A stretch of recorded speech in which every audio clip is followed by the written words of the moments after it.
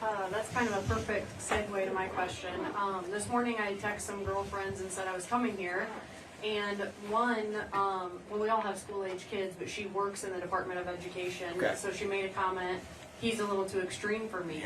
And I was like taken back by that because I thought the opposite. Like, I'm a Trumper, and it's like, it feels like we can accomplish a lot of the things I like about him, but without all of the polarization. So it was completely opposite of my perception. And when she explained, you know, the lack of funding and the lack of programs and the lack of all of that stuff that she relies on to get her job done, I could kind of see that side. So what would you say to someone like that about like what's coming? You know, I agree with all of the drainage, but then what could she look forward to have confidence in you if she was looking to vote? Sure. So I understand it's very personal if somebody knows they're going to lose their job. And so I have empathy for that. Most of the people working in those agencies are individually good people. It's the machine that ends up being the problem. But I'll still stand by my conviction that the job of the federal government is not to provide employment opportunity. It's to serve the people of this country. And I'm sure she's somebody who has the kind of skill set that we need in the private sector. Right now, there's more open jobs than we have people looking for work. So I have full confidence in your friend, if she's thoughtful enough to pay attention and actually care about this country and give you details, her skill set can be put to much better use than in a federal department. That what I tell her is, maybe I'll ask you if you don't mind to tell her, is unlike most people who are preaching about the Department of Education, I understand what its original intent was. It began as a department to make sure southern states weren't siphoning away money from predominantly black school districts to white ones. That purpose has long passed. Now they're using our taxpayer money to tell local schools that they don't get that money unless they adopt toxic racial and gender ideologies. And worse, they're tilting the scales to four-year college degrees that aren't serving our young people, at least in many cases. Gender studies major in California, somehow it's going to get you a head start in the American dream. It's what we told them. It isn't working. And so everybody loses in the end. And so I want that $80 billion delivered back to parents and to schools across this country. For less than 20% of that, we can put, on a day like today, I think it's important for me to say it, 3 armed security guards in every school across this country to make sure what happened in Perry today never happens again in this country. It's unconscionable, and it's not even close, which is a better use of money. And so I don't mean that in the slightest disrespect to individuals and, may I say, patriots like her. But hopefully those patriots can recognize that even in the short run that might be difficult in a personal sense.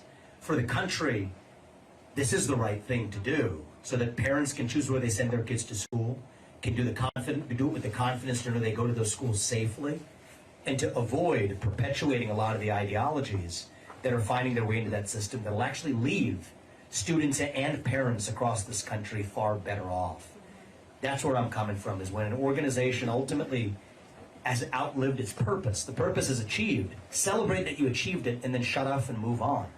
But from the Department of Education, frankly, even to the UN, a lot of these organizations, when they outlive their purpose, they start finding new things to do. And that's when the corruption begins. So I hope that answers your question. It's time for us to... Yes, sir. Yeah, howdy, sir. Independent voter. I live 10 minutes from here, so I'm not a plant. I don't care if you are. Yeah. I want to be president of the United States when somebody's a Democrat asks me a question. Right. First time I ever heard you speak, I thought... The Democrat came because they thought they were going to a Democrat's event. But I'm an independent voter. Yeah, that's right. First time I heard you speak, I thought, wow, this guy got shot out of a cannon. This guy's probably my age. Man, this is exciting. I'm an atheist. It's allowed in this country. It's the beauty of it. We are one of the largest voting blocs in the country. And then I find out that your #1 truth is God is real. I'll be frank, I couldn't give 2 shits if you think God is real or not. How does that speak to the non-religious voter? How is that something that's supposed to motivate us to think, wow, so I've gotten this question from my friends even.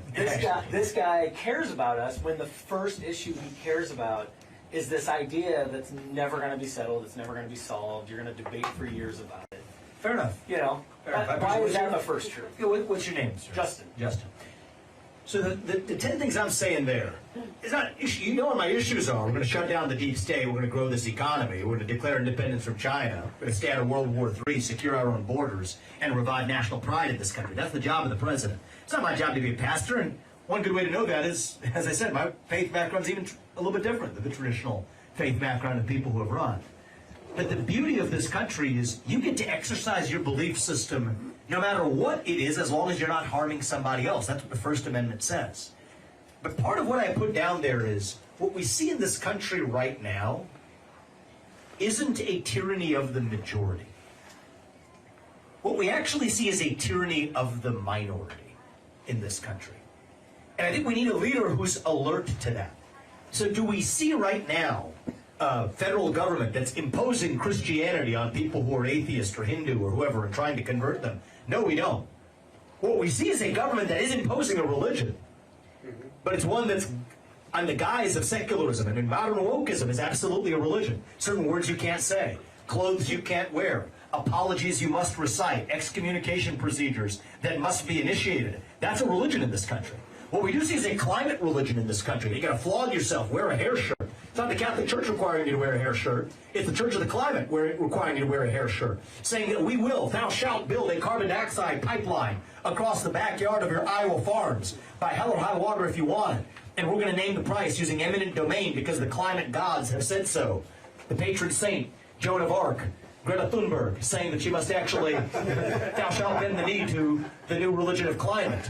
That's really what's happening in the country. And so what I'm saying there is that we got to be pithy, right? I mean, there's a few words that I can't for each of those truths. But the reality is there is an established religion in the United States today. It's just not a traditional religion. It's a modern cult, from wokeism to transgenderism to climatism to COVIDism. These became religious cults in the country. And so what I say is, if you believe in God, if you are a Christian or Hindu or Jewish or atheist or whatever, you're free to practice your faith and belief system without the government coming for you, without the FBI giving you an extra eye because you're practicing a certain faith, or a bank telling you because the government tells them to, that if you're a hate group because you don't adopt a traditional view of marriage that you can't get a loan. These are the realities that we encounter today. And so my view is there's a lot of true things we can say, but the things that I'm aiming to say in this campaign are the things that need to be said in the moment we live in. So I hope that addresses it your does, question. but I appreciate you saying that. The question I have that's bigger is what actual line could you tell an atheist, secular, a satanic voter that would appeal to them that's not a kitschy conservative catchphrase? Okay, I'll tell you this. The wokeism and all that. No, what we see is a government that is propping up Christianity, that is excusing Christianity's bad actors, that isn't doing anything to fight Christian nationalism. So here's what I believe. There may be points in our history where that would be applicable. Respectfully, I don't think that's actually a major threat in this country compared to the threats that I named. But Christian nationalism. But you don't feel that's a... I don't feel like that's a major threat right now. January 6th. I feel like wokeism and transgenderism is. But you asked me to say something that will allow to speak to people who are atheists. Because there's an atheist watching this right now. Yeah, let me actually just address your question. You are free to live your life and practice your faith or absence thereof freely without anybody standing in your way. Because that's what the First Amendment of the Constitution ensures. And if I have one job as your next president, it is to swear an oath to that Constitution and to keep it. Here's how you'll know that I know what I'm talking about. This was modeled on Thomas Paine's work, Common Sense. People familiar with that? That was actually the leaflets they handed out to start the American Revolution. I'll tell you about one thing about Thomas Paine. He was an atheist, actually. So one of the men who started the American Revolution, most of our founding fathers were Christian. Thomas Jefferson was a deist. He's my favorite founding father, probably my favorite president. I look up and find the most common cause with him. Less so with Thomas Paine, but I respect the hell out of him. Because he too, without him, the American Revolution wouldn't happen. So I recognize that about our history. And I recognize that about our Constitution. And I recognize that even people of diverse faiths in this country were bound together by the ideals enshrined in that Constitution. And I will fight to the death for actually reviving those constitutional ideals in this country. And what's in that First Amendment is you may not agree with what I have to say, but I will defend to the very end your right to say it. That's America. That is what makes America great. That is what makes America itself. And so, yes, can we disagree on some questions and still have you support me as your U.S. president, not as your pastor, but as your president? I think darn right you can. That's my answer. This might help you. Yes or no, just to finish it Okay. up. Do you believe our rights come from God or from man?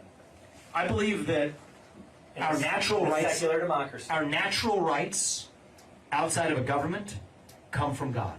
are natural rights. In the context of a constitutional republic, the rights that we enjoy are the ones enshrined and codified in our Constitution. And I recognize the difference between being a president and a pastor. Thank you. Thank you.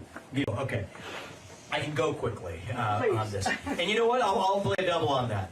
I'll go quickly when I'm in office, okay? Because I think this is, everything I'm going to tell you we'll do between January 20th of 2025 when I take over and the end of March of 2025. We've got this mapped out. First, end any dime of foreign aid going to Central America or to Mexico, and require instead that each of those countries builds a border wall all the way along their own borders as well. 75% of the people coming from Mexico aren't actually from Mexico, they're from south of there. So if you do that from Venezuela all the way to the southern border of Texas, that helps the flow. Next step, not just building the wall. I will, as Commander-in-Chief, move our own military to our own southern border and our northern border too. Militarize the border. I can do that without asking Congress for permission or for forgiveness. There's some other details. We'll use aquatic barriers, but I won't go into that now. Next, best border policies of all. End the incentives to be here illegally. Number one, stop using our federal taxpayer money to fund sanctuary cities to break the rule of law. That ends on my watch on day one. Next thing, this is a big one. This is where they duped Trump. They said you couldn't do this. You can if you understand the Constitution. End birthright citizenship for the kids of illegals in this country. It does not apply to them. And then by the end of 2025, so everything I just told you we're done by March 2025. That border crisis is sealed. What do you do with the millions who are already here? We will return them to their country of origin without exception. That has to be the right answer for this country. The hard part has been historically, they say there's only 6,000 ICE agents, Immigration and Customs Enforcement agents. Turns out, if you understand the law, it's existing law, ICE can delegate its warrant service power to local law enforcement. There's 1 million of them. If the president understands that and directs ICE to do it, under the law, he's not wishing that to be the law, that's the law. If a president with a spy really instructs ICE to do it, now you actually have 1 million people rather than just 6,000. And the country that put a man on the moon can do this. You know, I think that this is an easier technical challenge to overcome. With that, by the end of 2025, this border crisis is behind us, the invasion is behind us, and I would call it an invasion. This is happening on the western border or the eastern border of the United States with a bunch of Chinese from the west coast or a bunch of Africans from the east coast. We call that an invasion. It's no different when it's on our southern border. It's an invasion of our own border. It goes to our security and existence as a nation. Not only clear plan, but more importantly, I think what we're missing is the spine and the knowledge of the Constitution to see this through, and I will. And if we do, and I'll close on this, guys, is if we do, we don't have to be this nation in decline anymore. We don't have to be at the end of this ancient Roman Empire, as we're taught to believe. I think the truth is what George Washington would say. From George Washington to Thomas Jefferson to Thomas Paine, what they would say, I think if they were alive today, is that we're really just a little young right now. I think that's what they would see in our country. That we have another 250 years yet left to go, but it's our job to step up and revive what they gave us. We'll start with you, sir, and then we'll come over here. I'll repeat your question. You often refer to bringing the military to the southern border. Yes. And I'm wondering, how particularly would you use the military on the southern border? What would you instruct our commanders to do down there? So I think the first thing for people to understand is, so I've been to this, it's a question about the southern border and moving the military to the southern border. What do I mean by that? And how exactly would we accomplish the goal? So having had the benefit of visiting our southern border, and I'll say a word about this, our northern border too. Everybody forgets about the northern border. I've been to both. We've had more illegal border crossings on the northern border this year than the last 12 years combined. And many of the most hardened criminals are actually doing it that way because they don't want to get caught at the southern border. But at the southern border, it's not even what I quite imagined before I went there and visited. It's not like you have a bunch of people sneaking across and then chase scenes for Customs and Border Patrol trying to chase them down and actually catch them, and we don't have to, and then you have to shoot them. These are artificial kind of media-constructed questions. The reality is, it's our own government that's sending them the signal, we're wide open for you to come right in. they're effectively helping and facilitating the mass illegal migration into this country. That's what's going on. And what's striking about it, I don't mean this in a good way, but I'll say it's the word that comes to mind. It's striking how orderly it is. It's actually not disorder and chaos down there. It's actually an orderly process for facilitating mass migration into this country. They'll even tell you, oh, you don't know the language? Here's the box you check for saying you're seeking asylum. You don't need proof of asylum. Come on right into your court dates 5 years from now. So part of this is the signal that we're sending. So when I'm talking about, I'll tell you how we're going to put an end to this. This is very practical. It takes a CEO with a basic spine to do this. Stop sending our money to Central America and to Mexico to say that we're not giving you another dime, certainly until we get this done. And every one of those countries needs to build a border wall on their own borders. Because 80% of the people coming to this country via Mexico aren't from Mexico. They're from south of Mexico. So that solves a big part of this process. Demand that anybody who ever seeks asylum in this country again has proof of political persecution. That eliminates 99% of the cases right there. Then you actually not only build the wall, I say build both walls, southern and northern border. And then if you combine that with putting our troops on the border, it sends the signal that this border is closed. That's actually the main purpose. So the instruction is, if somebody is sneaking across, that's not what's happening today. It sends a signal to the rest of Customs and Border Patrol and the rest of the world south of our own border that we're sealed, the Swiss cheese is closed, and we're closed for business for mass migration. Then we do the better things even here at home. Stop funding federal sanctuary cities. End birthright citizenship for the kids of illegals. That's to say that if you have a kid in this country, but you're here illegally, that kid does not anymore enjoy birthright citizenship. That ends on January 20th, 2025 when I take office. This will put an end to the border crisis. And then I do go one step further here. I believe that anybody who's in this country illegally must be returned to their country of origin. I think it's the right thing to do. I can't be a father of 2 sons in that White House, look my kids in the eye and tell them, you have to follow the rules, when I'm leading a government that is not following its own rules. That ends on my watch. And with that, by March of 2025, 2 months after I'm inaugurated, our border crisis is behind us. This is not a technical challenge. The country that put a man on the moon can get this much done. And by the end of 2025, mass deportations are underway and mostly behind us. You deserve a president that stands for the rule of law. You deserve a president who understands the law enough to use it. And I want to say a word about this. This is how they duped Donald Trump.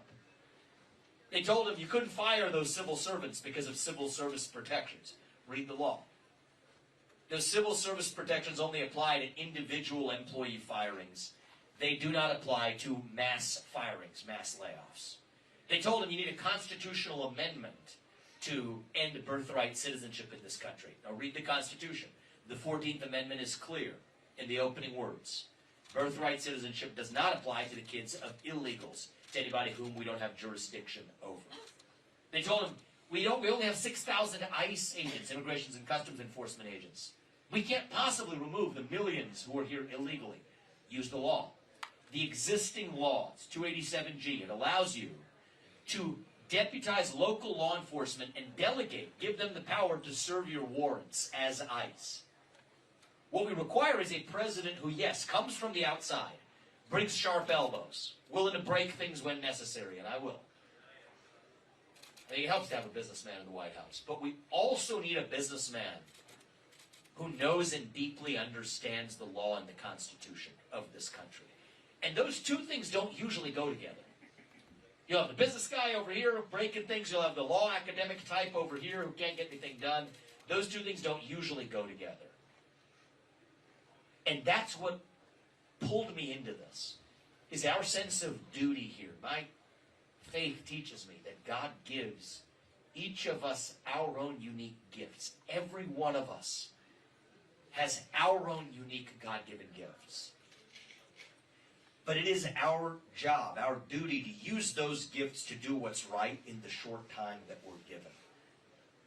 And so, no, I'm not going to be claim to be some political messiah coming from on high to fix all of our problems. But I will play my role as the president, as the commander-in-chief and the leader of the executive branch. But if we're going to be saved, it's going to be because we save ourselves. Every parent, every teacher, every city councilman, every coach across this country, every pastor, stepping up to do their job too. And that is how I'm confident that, yes, we will save ourselves, but I will do my job as your president. And fixing the southern border is the easiest thing I can get done in the first 2 months. Thank you very much. I appreciate that question, sir. You guys are right here. I'll take them together. Yeah, and then yeah, we'll hear from you too, sir. Thanks for your visit. It's been a pleasure watching you handle the media. Dasha, that Dasha interview was Yeah, great. well, I try to be as honest as I can. I at one point wrote you off after I heard that you had ties to a George Soros award, Which is of some false. sort. Right. Yeah, And, it's amazing how that works, right? Right.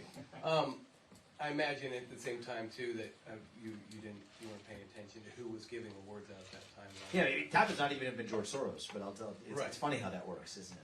Yeah, my question leads into the idea that there is a deep state. Yes, George there is. Soros is part of that. He's Yes, there is. captured our court system, And Larry Fink, too. our Yeah, judicial the two of them. system, and it leads people to believe there's maybe no hope at this point. Mm. How can we get the George Soroses out of our politics and maybe reverse the damage that's been done in the court system? Yeah.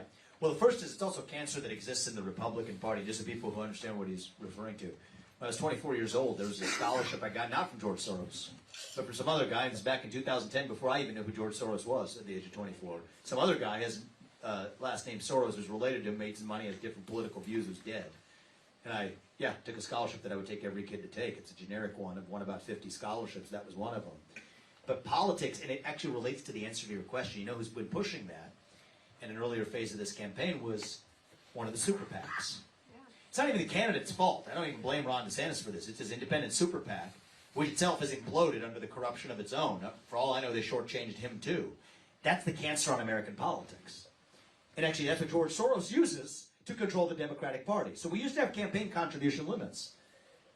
We effectively, on both sides of the aisle, let those go out the window to say, yeah, we have campaign contribution limits, except if it's a super PAC, you can give unlimited amounts. And in some cases, even anonymously. That's poison. It's corruption. I've said this before, I'll say it again. End the super PACs. And the problem is the Republicans are actually the ones who are addicted to it. So you think that there's a problem with the left. If you actually want to trace the history of this, it's even a little bit more sordid.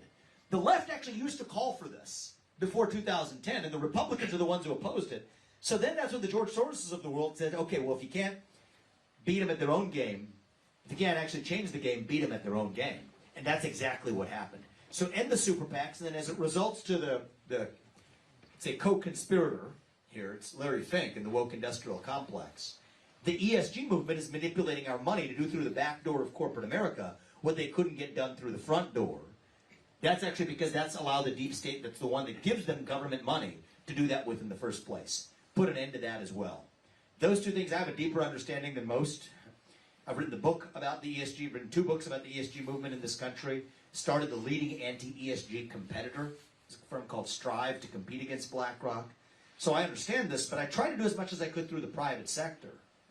But the reality is the head of the snake is none other than that federal bureaucracy. And the right answer isn't to get in there and reform it. That's what some people will tell you. You can't reform it. It's like an 8-headed hydra. You cut off one of its heads, it grows right back. You have to cut it at its core. Strike it at its core and gut it. Get in there and shut it down. And sometimes there's a risk, am I not cutting enough too much fat, or am I cutting too much that I might cut too much muscle? That's the risk we have to take. I'd rather cut too much that we cut muscle and then bring back whatever we overcut than to not cut enough at all. That's what we need to do. 75% mass firing as soon as I get there. 8-year term limits for every federal bureaucrat. End the super PACs. No trading of individual stocks if you're in Congress. No becoming a lobbyist if you've worked in the government, either in Congress or in the bureaucracy. No joining the boards of a company if you've been a regulator of that company. I don't care if you're a Republican or Democrat, both do it. Put an end to the corruption. And it takes somebody who isn't bought and paid for by that same system to actually do it. And somebody earlier today encouraged me, tell people how much money you've been putting in this campaign so people know. I don't like to boast about this stuff or whatever, but just, we put in tens of millions of dollars, close to $30 million of our own family's hard-earned money into this campaign. And we're going to stop at nothing because I would rather spend our money or be it free than to be somebody else's circus monkey. And the dirtiest little secret is a lot of those people are equally now using Republicans to accomplish their same goals. So that's where this road ends. End the corruption and we get our country back. Well, nice to see you again. Regarding energy, about 1/5 of all Iowa land is turned into corn, which goes directly into ethanol. Right? Ethanol is one of those situations where the government picks the winners, picks the losers. At best, we get another 25% of the energy out of a crop of corn that we do from input to output, 25%. Fuel, gasoline, 20 to 50 times the energy that goes in comes out. Nuclear, 200 times. Right? So how do you address, they're all picking. It's regulatory infrastructure. Yep. Defines who's going to win, who's going to lose. How are you going to control that and not lose your Iowa base? Yeah. I mean, look, my whole premise in this candidacy is, in the long run, if you speak the truth and share your true convictions, that is the winning political strategy. And everybody, politicians get the poll-tested slogans. It's such a fake exercise. I've learned a lot this year. For those of you who aren't familiar with my background, I'm a businessman. I don't come from this political world. It has been an eye-opening process this year. Every politician ends up being a puppet of the puppet masters, moving them like pawns across a chessboard. That's the way they're playing the game. And yet, every politician is dancing to the tune of their biggest donor. And in my case, that biggest donor happens to be me. I'm not going to be somebody's circus monkey.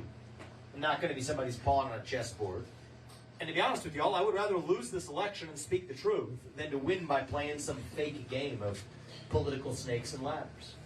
So, I'll tell you, when it comes to nuclear energy, I'm the biggest nuclear proponent in either party in this race. We will have 3 Gen 4, that's the most advanced form of nuclear reactors under construction in this country, by the end of my first term. That's one of the ways we secure energy leadership in the United States. As it relates to ethanol, it's complicated because the right answer is we just need true consumer choice at the pump. Let consumers decide what blend they want. The reason we don't have that is because of crony capitalism from a prior generation of the oil industry that stopped the ethanol industry from being able to actually have access to the pump. And so I get behind the renewable fuel standard, the so-called RFS, which sets a minimum of the blend. Not because I'm a fake politician who says for 2 months every 4 years somehow everyone loves Iowa corn farmers and ethanol. Interesting how that works, and then they forget about it. That's not why. I love Iowa farmers, but that has nothing to do with it. It's the second best market-based justification when we don't have consumer choice at the pump. If you look at places like Wichita in Kansas, when you look at what people choose when they do have choice, that's an area where they do have consumer choice. They choose a higher blend than the blend that's even in the renewable fuel standard. So that's a market-based second best justification. But if it were my way, we would get rid of all of the crony capitalism. True consumer choice at the pump, no subsidies for solar, no subsidies for wind, no subsidies for electric cars. The government should not be in the business of using our taxpayer money to pick favorites. If you want to buy an electric car or you want to build a solar energy farm, I have no objection to that. Just don't expect a government subsidy to do it. Say government subsidy, don't expect our money to be involuntarily used to pick those favorites. And so that's how we end crony capitalism.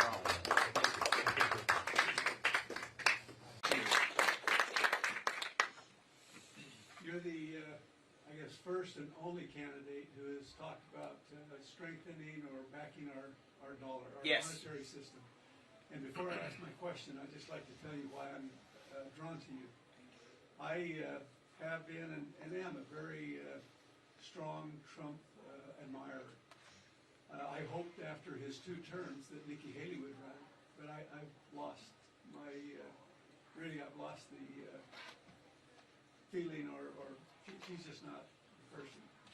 And I think DeSantis is a good man, but he's more like maybe a lineman or a fullback. He's not the quarterback, and we need a quarterback. And I think you're here for that time. I appreciate now, that. my question is, where you got the idea of a composite commodity index, and how do you see that being developed to actually help our dollar? Well, thank you. It means you've been paying attention to what I've been saying, and I appreciate that, sir. Just to bring everybody on the same page, I think one of the underappreciated headwinds to our economic growth has been that the dollar has been wildly volatile. The Federal Reserve has been trying to play God, printing money from on high like manna from heaven for 25 years. claiming to hit inflation and unemployment. It's like the equivalent of hitting 2 targets with 1 arrow. They've missed on both. And so one of the solutions I've offered, it's not the whole thing, but one of the solutions is we will peg the dollar to commodities. We were on the gold standard before, and we actually had our greatest economic growth back when the dollar was pegged to the gold standard. And so today, the question of what I've said is I would peg it to commodities, gold, silver, nickel, agricultural and farm commodities, but commodities that have real value. And the point is to tie the hands of the federal government. That's the main objection. They say, oh, that causes the government to lose flexibility with respect to spending. I say, yes, that means you understand the proposal. That exactly is the point. Now, how do we do that? You're asking a technical question. Basically, the goal of doing that versus the gold standard is overcoming one objection people have to the gold standard, which is, why would we risk tying it to just one commodity? Whereas the point is, it's not gold itself that we're necessarily carrying to tie it to. It's carrying to tie it to something that has finite supply and real inherent value. Not something that's just made up backed by what we would call the full faith and credit of the United States government, which is itself denigrating by the day. And that eventually we're going to lose our dollar's reserve status as the world's reserve currency. So we will basically create a composite. Gold, silver, nickel, agricultural, and we can debate which agricultural and farm commodities fit in there. But the goal is that brings down the long-run volatility, so we stabilize the dollar as a unit of measurement. And that becomes the sole mandate of the Federal Reserve. We don't need 23,000 employees to do that at the U.S. Fed.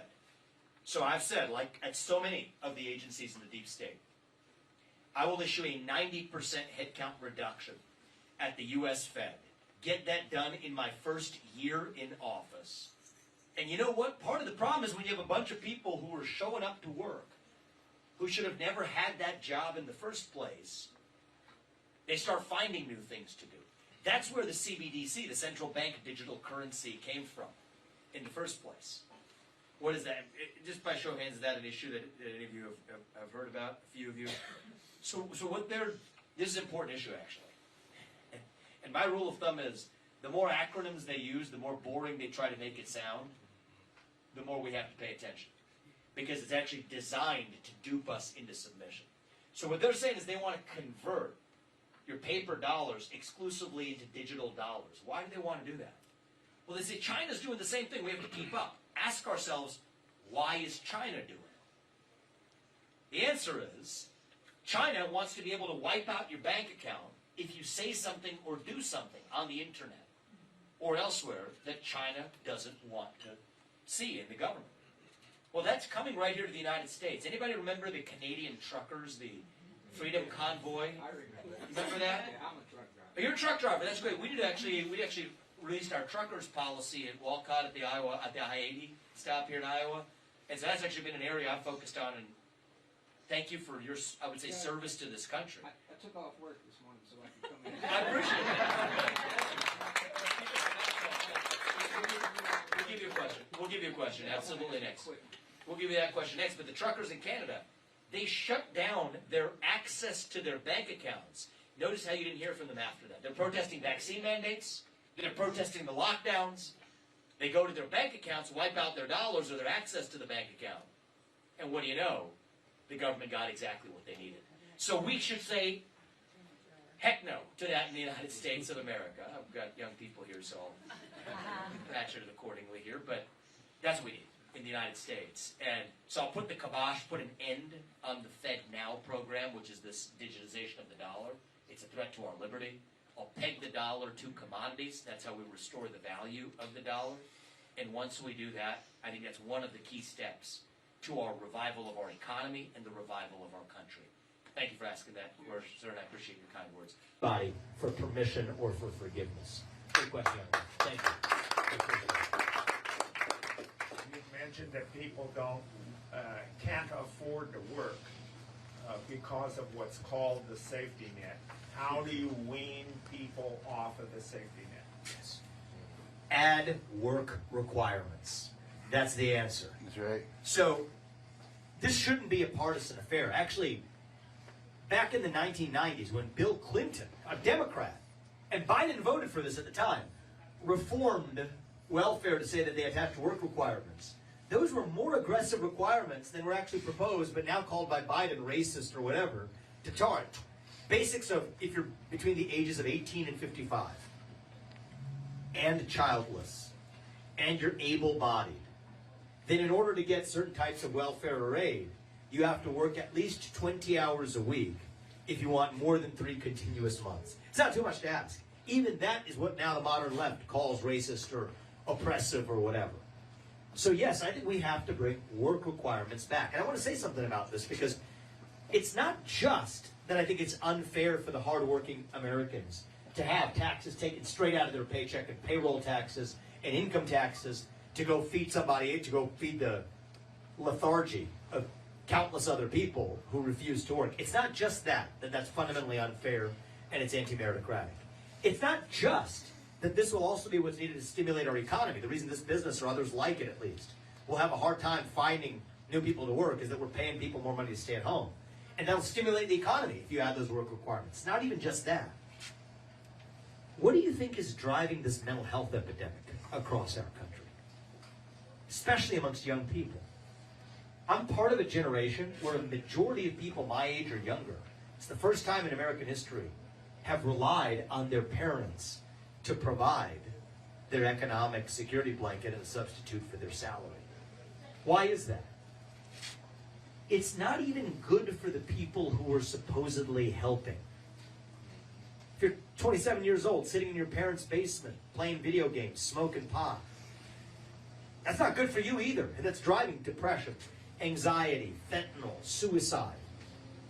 That's not compassion. That is cruelty. And so one thing we will end on my watch as your next president is, we will stop using our taxpayer money to pay people to do the exact opposite of what's actually best for them. Right now, we're paying single mothers more money not to have a man in the house than to have a married man in the house. And you know what? I believe the nuclear family isn't a bad word. It's the greatest form of governance known to mankind. Amen. We're paying people more money not to go to work than to go to work. Well, you know what? If you're hungry for purpose and meaning, going to work, having a job, and earning money is part of how you fill that vacuum of purpose in your heart, too. We're paying people more money not to repay their student loans than to repay their student loans. Unfair to the people who worked hard and did it, but even a betrayal of teaching the next generation the wrong set of values, that you free ride on somebody else's hard work. I've been to the inner city of Kensington, in Philadelphia, and Kensington. The so-called aid programs to help people who are on drugs there involve giving them needles and crack pipes. That's not humane. That's not compassionate. That is cruelty. And so that ends on my watch as your next president. But it requires a president with the spine. Because in the short run, if you're taking away aid or adding conditions, aid, people have a negative reaction to that. But if you're actually saying, no, we're here to help you do what's best actually for you and for the country, that's the kind of president it's going to take to lead us, not just out of this economic malaise that we're in,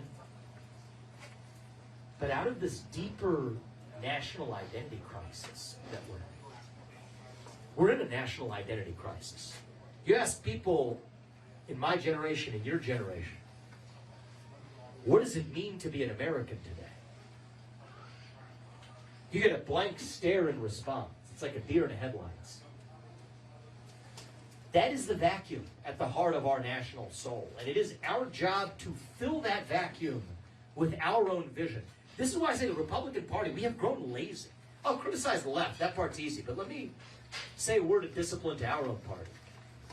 We can't just criticize the other side for their vision without offering an alternative vision of our own. What do we stand for?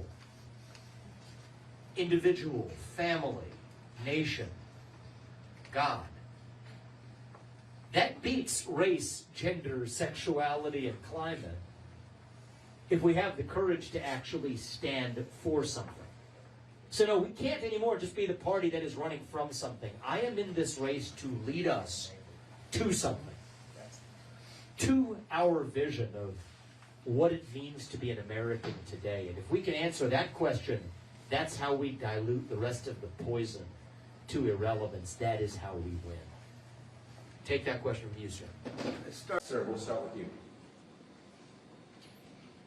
This is a question I wanted to ask you for a while, but I haven't done it because it's a bit off track. But maybe it'll tell us something about you just as a person. If for some reason you had to be isolated for a year, and all you could have are 3 books, what 3 books would you choose? Ooh. You made me think on that one. The first is probably The Constitution of Liberty by Friedrich von Hayek. It's important to me. It guides a lot of my worldview, civic worldview. He sort of taught the importance of liberty, where freedom actually comes from. Our rights come from God. Is that right? I thought they didn't like my book choice. Is that right? I don't know. The current federal administration. That's one threat. That's probably a threat to the deep state. It's Friedrich von Hayek, right? So I'll tell you that. That's probably number 1 on the list. I'll start with that. And then number 2 on the list, we probably would say, actually, it's a biography of George Washington, actually. Start with the basics. You know, the first one would be getting me through my own difficulty of being isolated. The second one would be, it's actually, if you have some time to spare, we all should probably spare our time by learning a little bit about the founding of this country. I think a lot about this journey. I'm assuming that if that was what was happening right now, I'm running for president, yeah, I want to start with the first president. I know about his history, but there's always something you pick up every time you read the biography of George Washington or Thomas Jefferson that you didn't pick up the first time around. And so maybe I'll leave you with those 2 right out of the gate. And I think that, you know, we live in a 1776 moment, actually. It's a moment where we start with the basic rules of the road. Right? It's not about, you know, we can talk about the tax rates. We can talk about, I'll tell you exactly what we're going to do to fix the border crisis. But right now, this is all downstream of who we really are as a people. And I think half the job of the next U.S. president, I think it's a good question to ask for this reason. Half the job of the president is policy. But the other half of the job is reviving our national character, actually. That's what Reagan said when he left office in January of 1989. Of all the things he could have picked, the thing he was most proud of was when he said we revived our national character that we lacked when I took office in 81.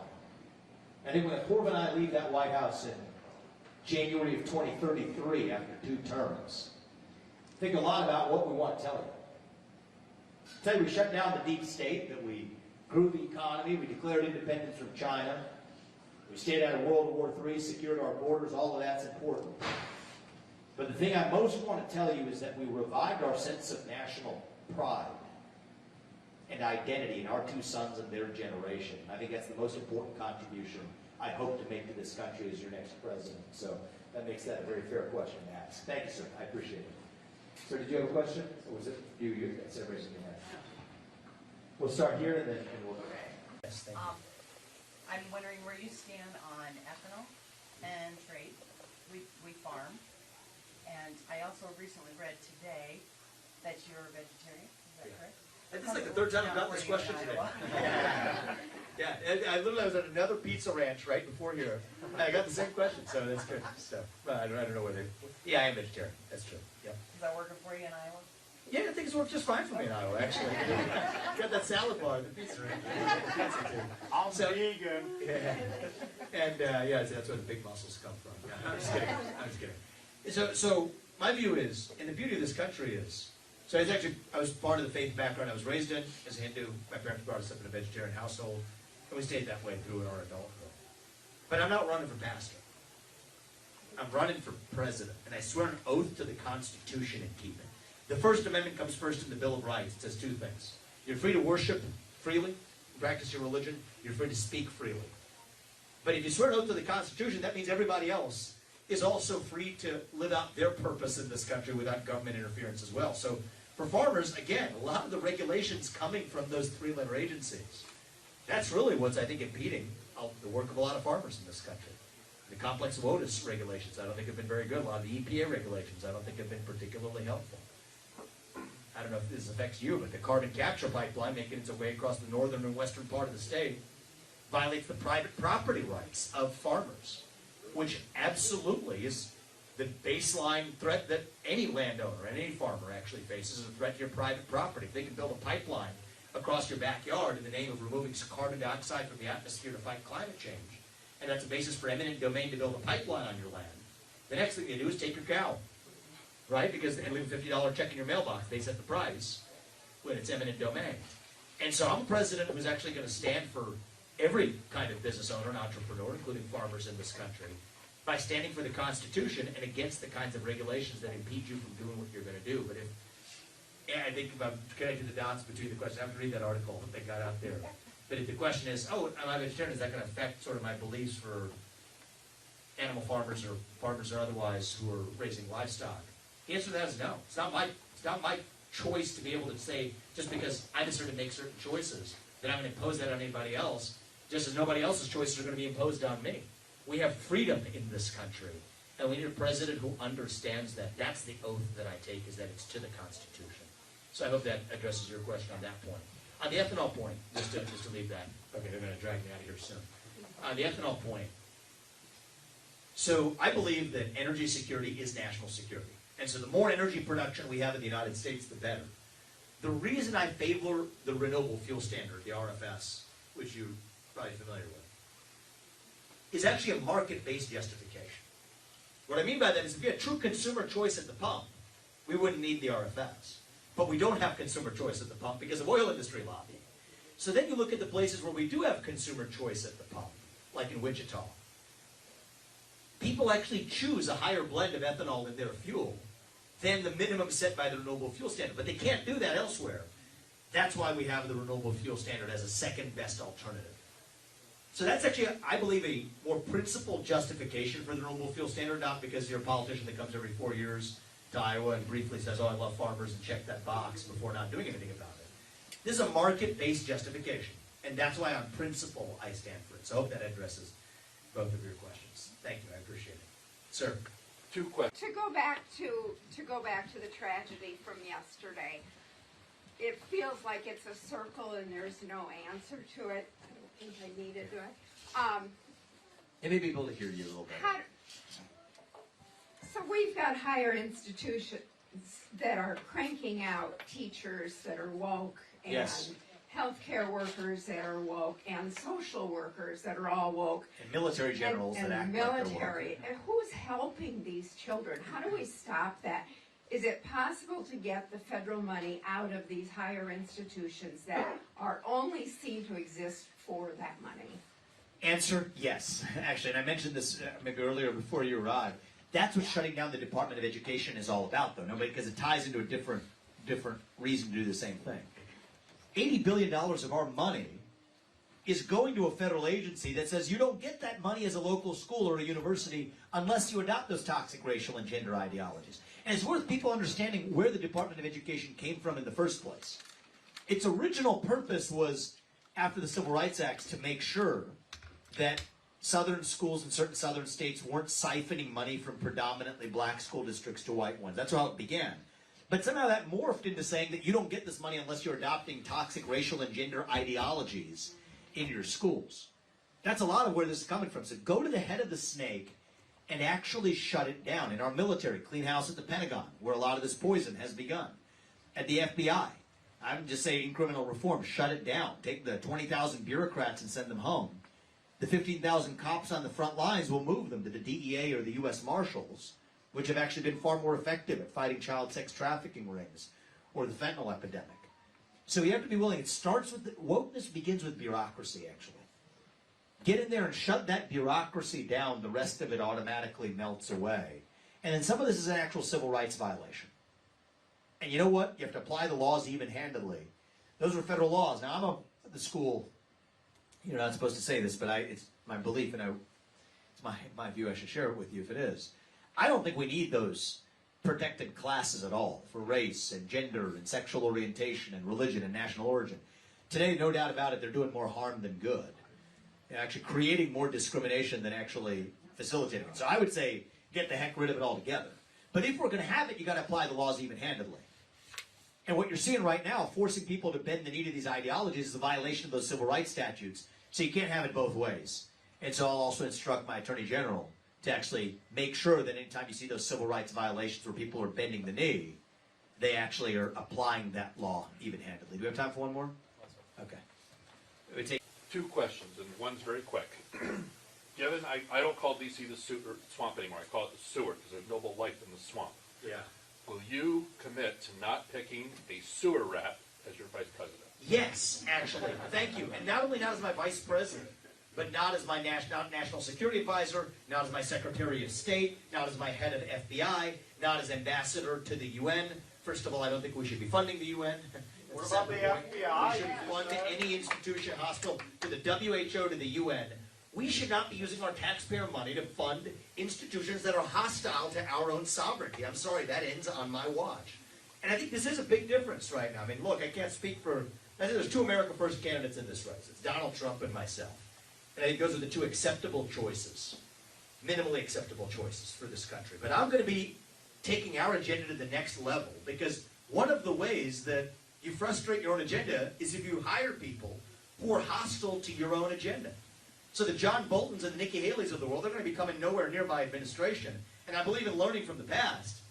But I think I'm the only person apparently in this race who can say that none of those people is going to be coming anywhere near my administration this time around either.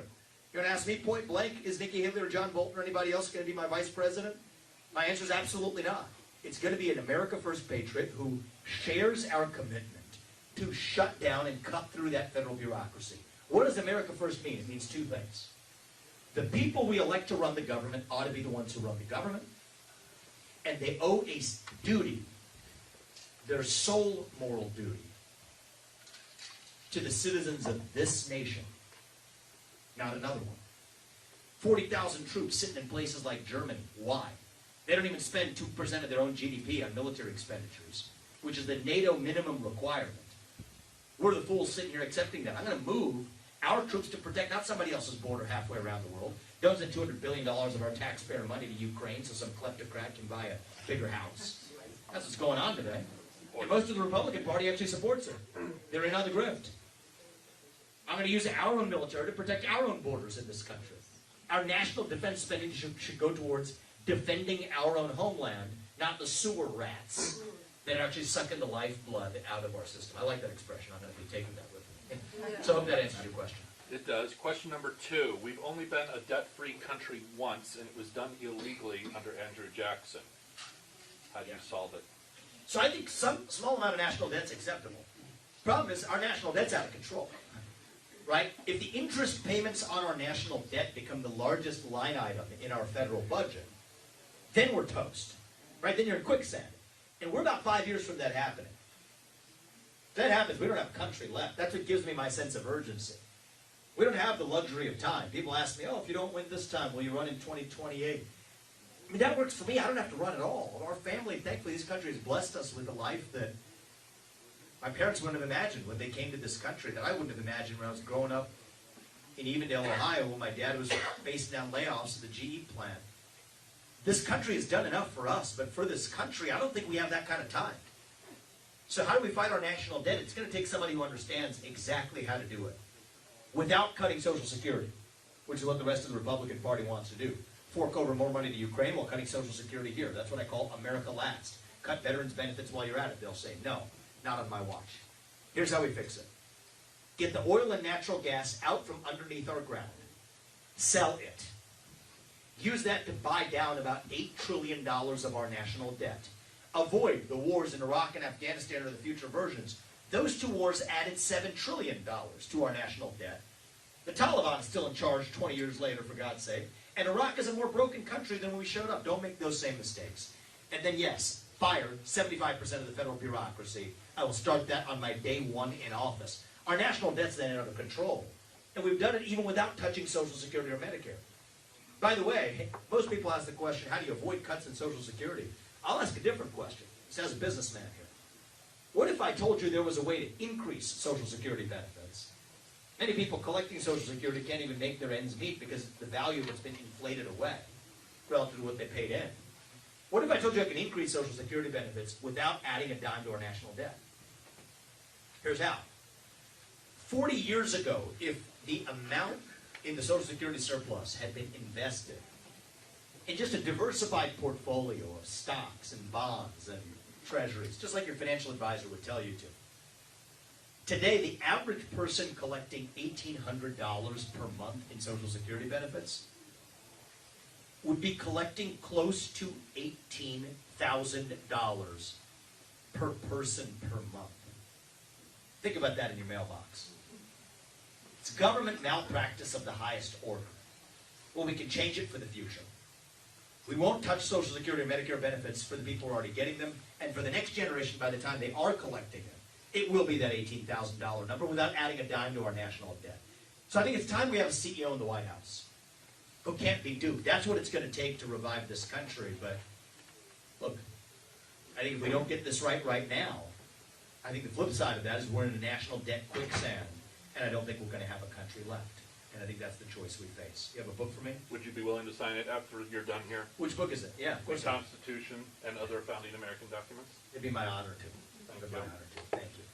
Well, I think they're giving me we're going to Black Hawk County. We're doing a. We'll go right there and we'll come up here. So first of all, thank you for putting yourself out there. I think there has to be so much respect for somebody that just puts yourself out there. So number one, I appreciate it. Thank you so much. Thank you. So obviously Perry, Iowa is a horrific event, and as a mother and a child that lived 10 minutes from there, enough is enough. And we hear it over and over and over and over again. Democrat, Republican, doesn't matter. What will you do to make sure that our children are safe and a sixth grader is not going to get shot 3 times? What are you going to do, and how will you make a difference? Yeah, no, it pains me that this is somehow the most painful part of what we saw there was almost the apathy that we have in response to it. That's unacceptable in the United States. I happened to be in Perry the morning when it happened. We talked to family members from that community, even who had their kids in elementary school. Let me give you a direct answer to your question. There should not be another school shooting in this country again, and we know how to stop it. 3 armed security guards in every school across this country, period. That's non-negotiable. We put them in our banks. We put them even in shopping malls. We got thousands standing around, known as the TSA, at our airports. Well, we have protecting our airports or protecting anything else, protect our most valuable national asset, that's our children. That's immediately how we make sure at least another school shooting isn't going to happen again. Now let's go upstream to the root cause. It's the mental health epidemic in this country. We have a major problem. It's the underbelly in our country. We have a healthcare system that doesn't pay for mental health. Fix that. Bring back the psychiatric institutions and hospitals in this country sooner than removing guns from law-abiding citizens. What we need to do is remove psychiatrically ill and dangerous people from their communities to protect not only our children and our communities, but even to better serve them.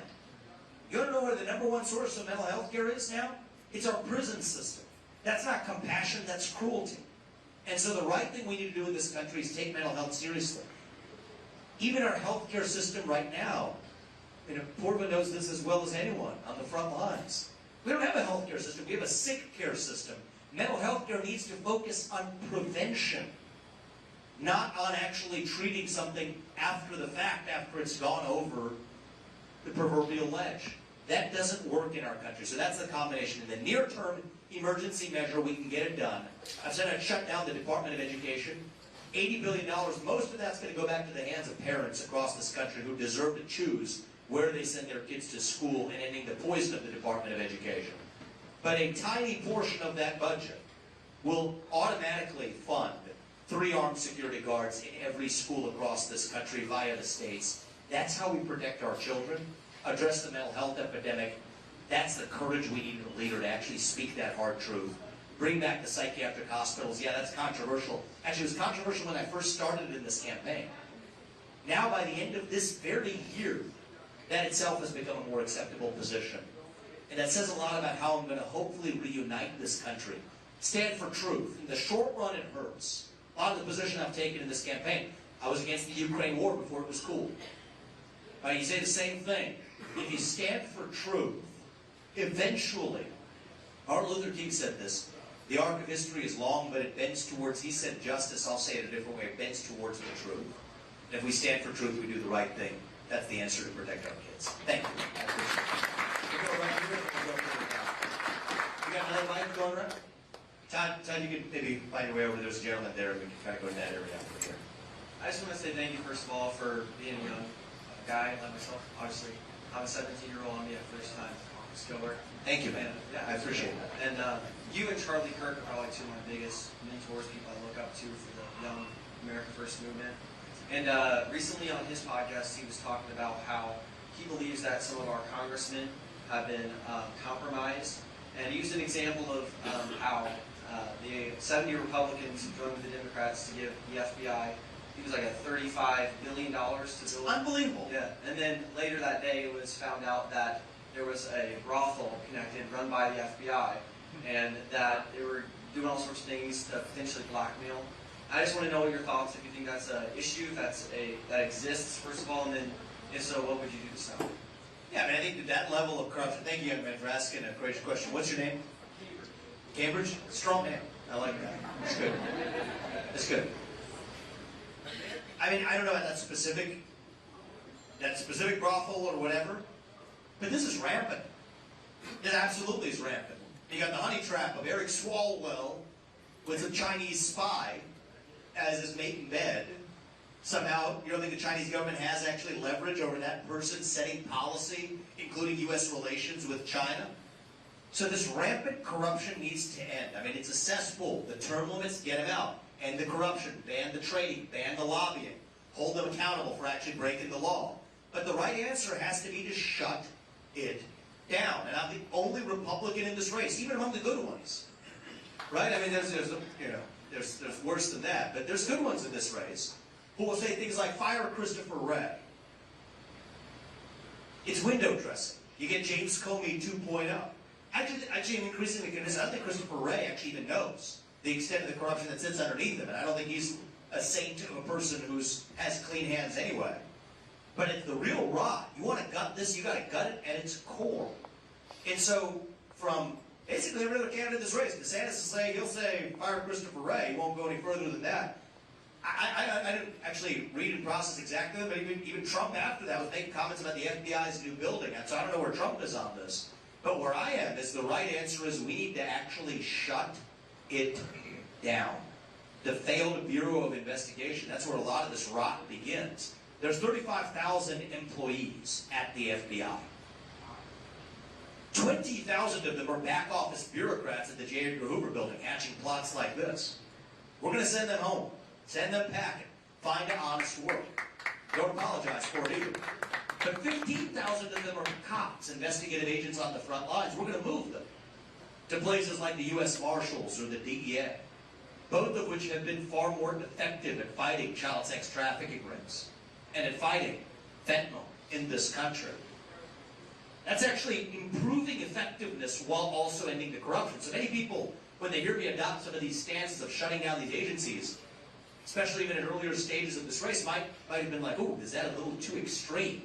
No, what's extreme is the status quo. That we live in a country where you've got $200,000 of debt on your shoulders that you didn't sign up for. That we're forking over more money to corrupt countries that happen to pay off bribes, people like Hunter Biden, to get their daddy to send over $200 billion of your money to that same country.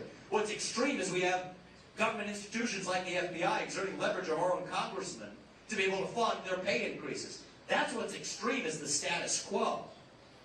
I'm against the FBI, and I'm in favor of shutting it down, not because I'm against law enforcement, but because I stand for law enforcement, the actual rule of law. I'm going to shut down the Department of Education, not because I'm against education, but because I am for education in this country and protecting our children. That's what we need to revive as a president who isn't shaken by the labels that the media, or even frankly some of the establishment, the Republican Party will affix to you.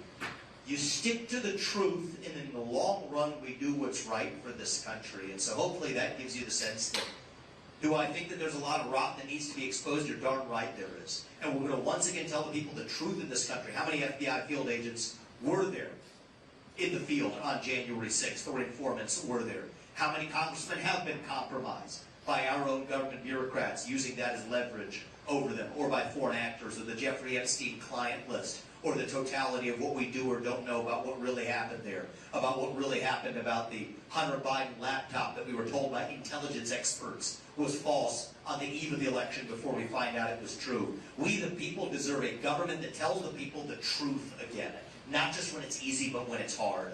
Roll that log over, see what crawls out, let sunlight be the disinfectant, and then hold the lawbreakers accountable. That's how we restore integrity in this country. Thank you. Appreciate it. Okay, they are Trumpers, big time. What they'd like to know is, would you consider being vice president? I know, but I think the vice president should have more authority. They should, I don't know. Well, they always said, Dick Cheney was one heartbeat away, that George Bush was one heartbeat away from the White House, is what they said back in the day, but that's a side joke. So I'll answer their question head on, if I may. And I've been to events like this where some of you have come out, not in this room, but people in the state. It's happened about 3 or 4 times in the last few weeks, where somebody said they came in with that question and then left asking whether I would consider Trump as my vice president. And you know what? I said I would. I don't think he would take it. But I think that what the heart of that question is, and I'll tell you for my part, I can answer this honestly, is this shouldn't be about ego. We're in this for the country.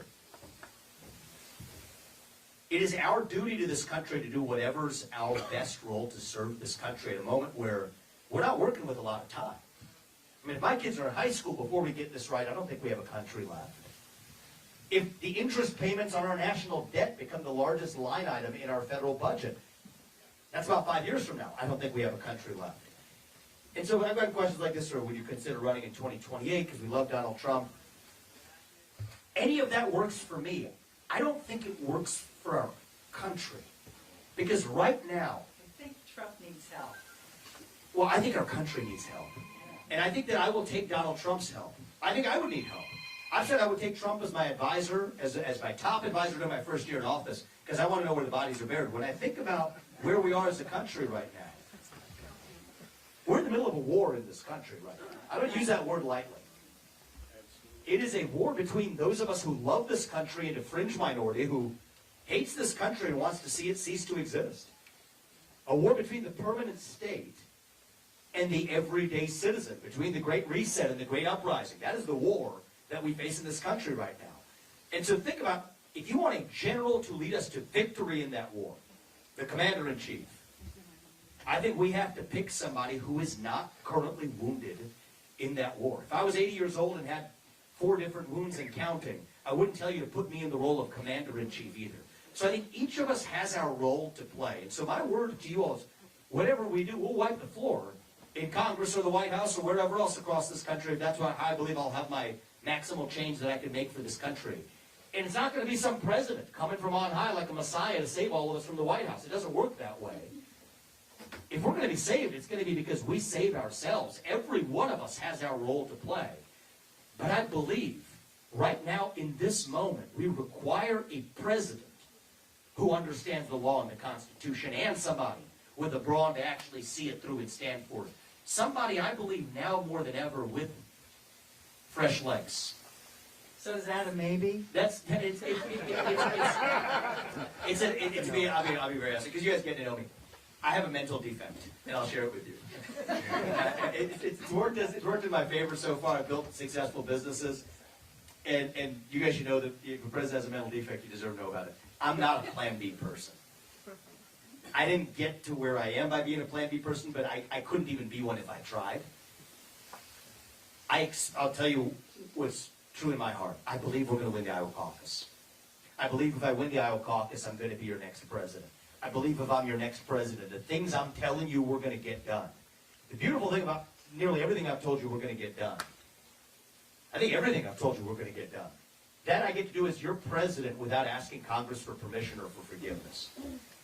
And so that's what I'm going to be able to do. And I'll give you my word that Donald Trump, I will use him and rely on him in whatever way is best. He's going to be in his 80s. I want him as an advisor. I want to honor his legacy for this country. But I think if we're in the middle of this war, we're skating on thin ice. I don't think we're going to have a country left unless we have the president who gets this right. And the other thing I would ask you to tell your friends is what I told this group earlier. Were you here earlier, ma'am, or have you been here since the start? I want you to tell them what I said earlier, which is the truth. They're leading us into a trap right now. They want this to be. They don't want, I mean, the establishment does not want me in this race. They want to get this down between Donald Trump and a puppet. And I have a strong sense of who that puppet is. Used to think it was Joe Biden or Gavin Newsom or Michelle Obama or whoever it's actually within our own party. They want to get this to be a two-horse race, eliminate Trump this spring, one way or another. Study history. Study global history, study the history of this country, study the history of the last 4 years, study the history of the last 4 months. And open your eyes. I am not God. I cannot tell you what the future holds, but I can tell you what I see. And I'm asking you to open your eyes with me to see that this system is making clear to us they will not allow this man anywhere near office. And we cannot fall into that trap. There's a trap that's laid for us. 4 years ago, it was a man-made pandemic and a tech-rigged election and process leading up to it. What do you think they're going to do this time? Fool me once, shame on you. Fool me twice, shame on me. We are walking into that trap, and I am here to make sure, and I'm asking you not to throw away your vote at the Iowa caucus, to actually think ahead, to skate to where the puck is going. You've got the future of America First standing right here. You've got fresh legs. You've got the guy who, and I have a good relationship with Donald Trump. We will honor his legacy more than anybody else. I would go so far as to say, if you want to save Trump and his legacy, but save Trump the man himself, I'm going to ask you to vote for me. And I know that's counterintuitive, but that's what this country requires. And I think that's why I'm going to stay in this, not only through this Iowa caucus, but through the very end. And the very end isn't the winning of just this election. It's January 2033, after we've led this country after 2 terms, and we revive who we really are. That's my duty to this country. And I thank you and your friends. Thank you. Well, that's what we sometimes have to do, is open our eyes. I didn't think this way about a year ago either, but you go through this process, it opens your eyes. And once you see it, you cannot unsee it. And then the question is, to whom do you owe the obligation? It's not to me and it's not to Trump. It's to this country, it's to our founding fathers, and it's to the next 250 years left that this country still has left in it, to make sure it does not end in the next 12 months that we're sitting right in front of. And I think that's what we're facing if we don't get it. We'll start here and then we'll go. We hope you're the president because you have all the right ideas, and I think you appeal to Iowans too, especially with that pipeline thing. I hate to be the naysayer, Please. but I always have a plan B. Okay.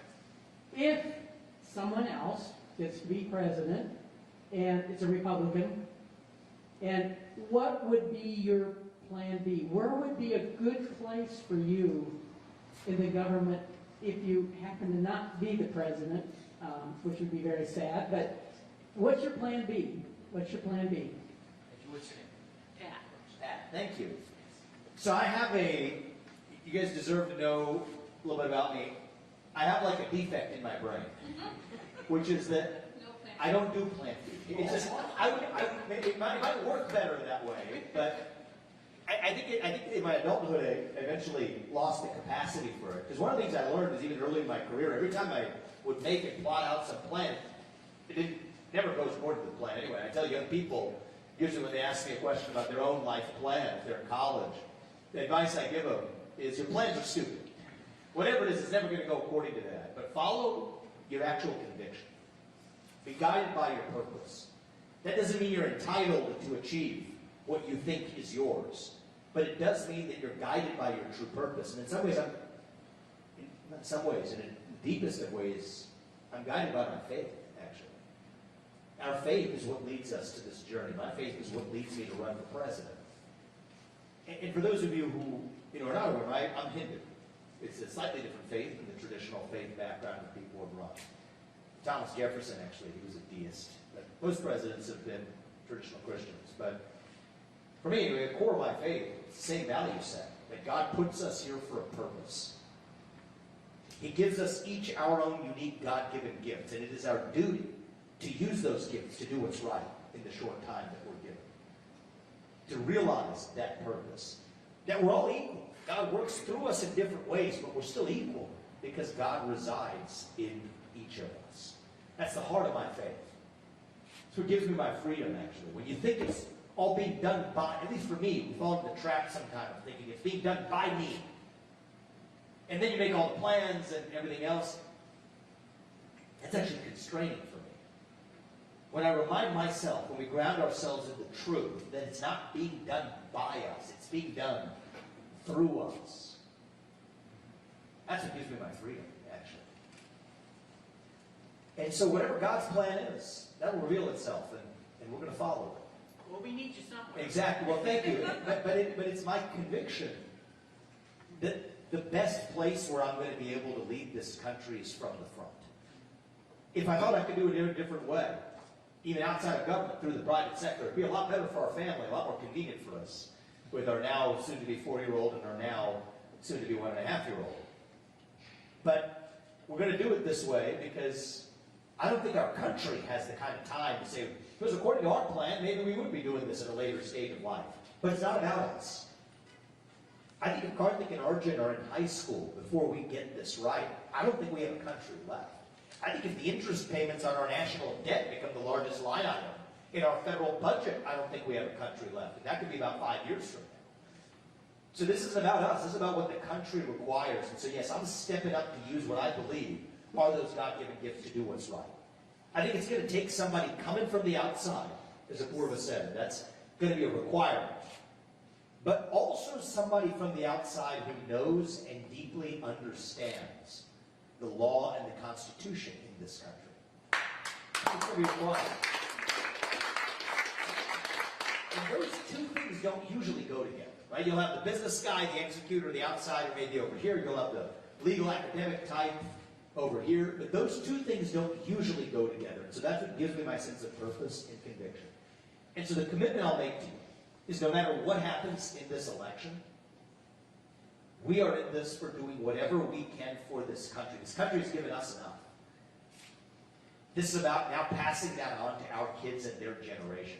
Not a bunch of green piece of paper to our kids' bank account. That's not what's less important than the country that allows them to live and their generation to live the same American dream that we did.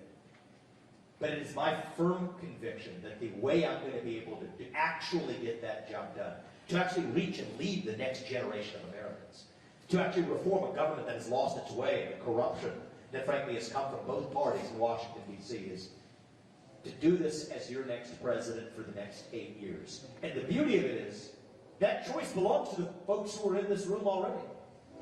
Hey, how many of you are familiar with the Iowa caucus? How many, just by show of hands, how many of you participated in the Iowa caucus before? About half of you. The other half of you haven't. That's why I think we're going to win the Iowa caucus in a massive surprise. See, the polls that Jake told you, the only poll of people who have been to caucuses in the past, many, if not most of our supporters, are first-time caucus goers. We're going to deliver a shock on January 15th. And if I win the Iowa caucus, I am your next president. And if I'm your next president, we get done the things I'm telling you we're going to get done. Every one of your votes, there's a million people in that. So you give me a call. I promise you, our family, Apurva and I, we're going to do ours.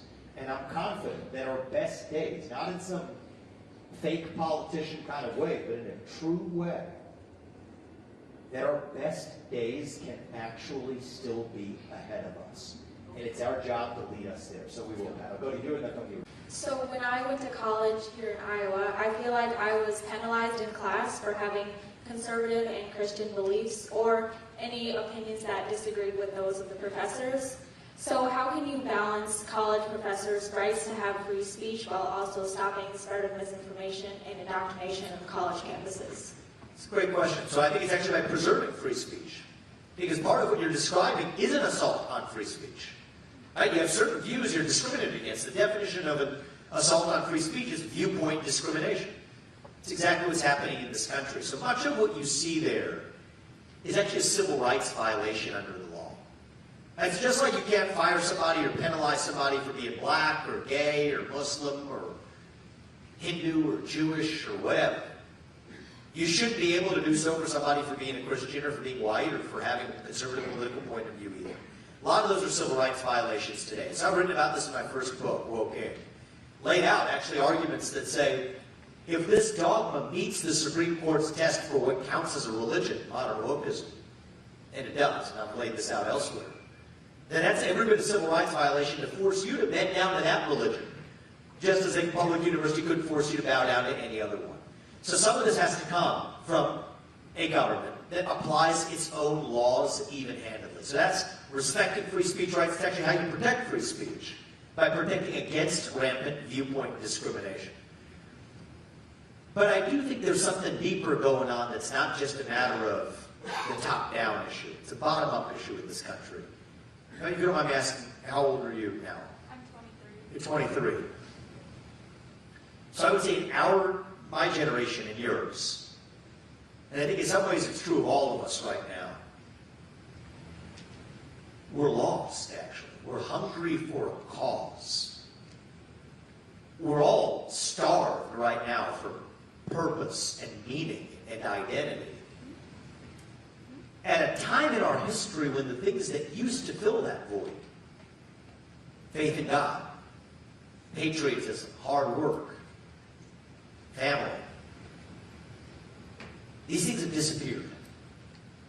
And that leaves a moral vacuum, a black hole in our heart. And when you have a black hole that runs that deep, that is when the poison fills the void. Pick your favorite one. It almost doesn't matter what it is. Wokeism, transgenderism, climatism, COVIDism, anti-Semitism, Zelenskyism.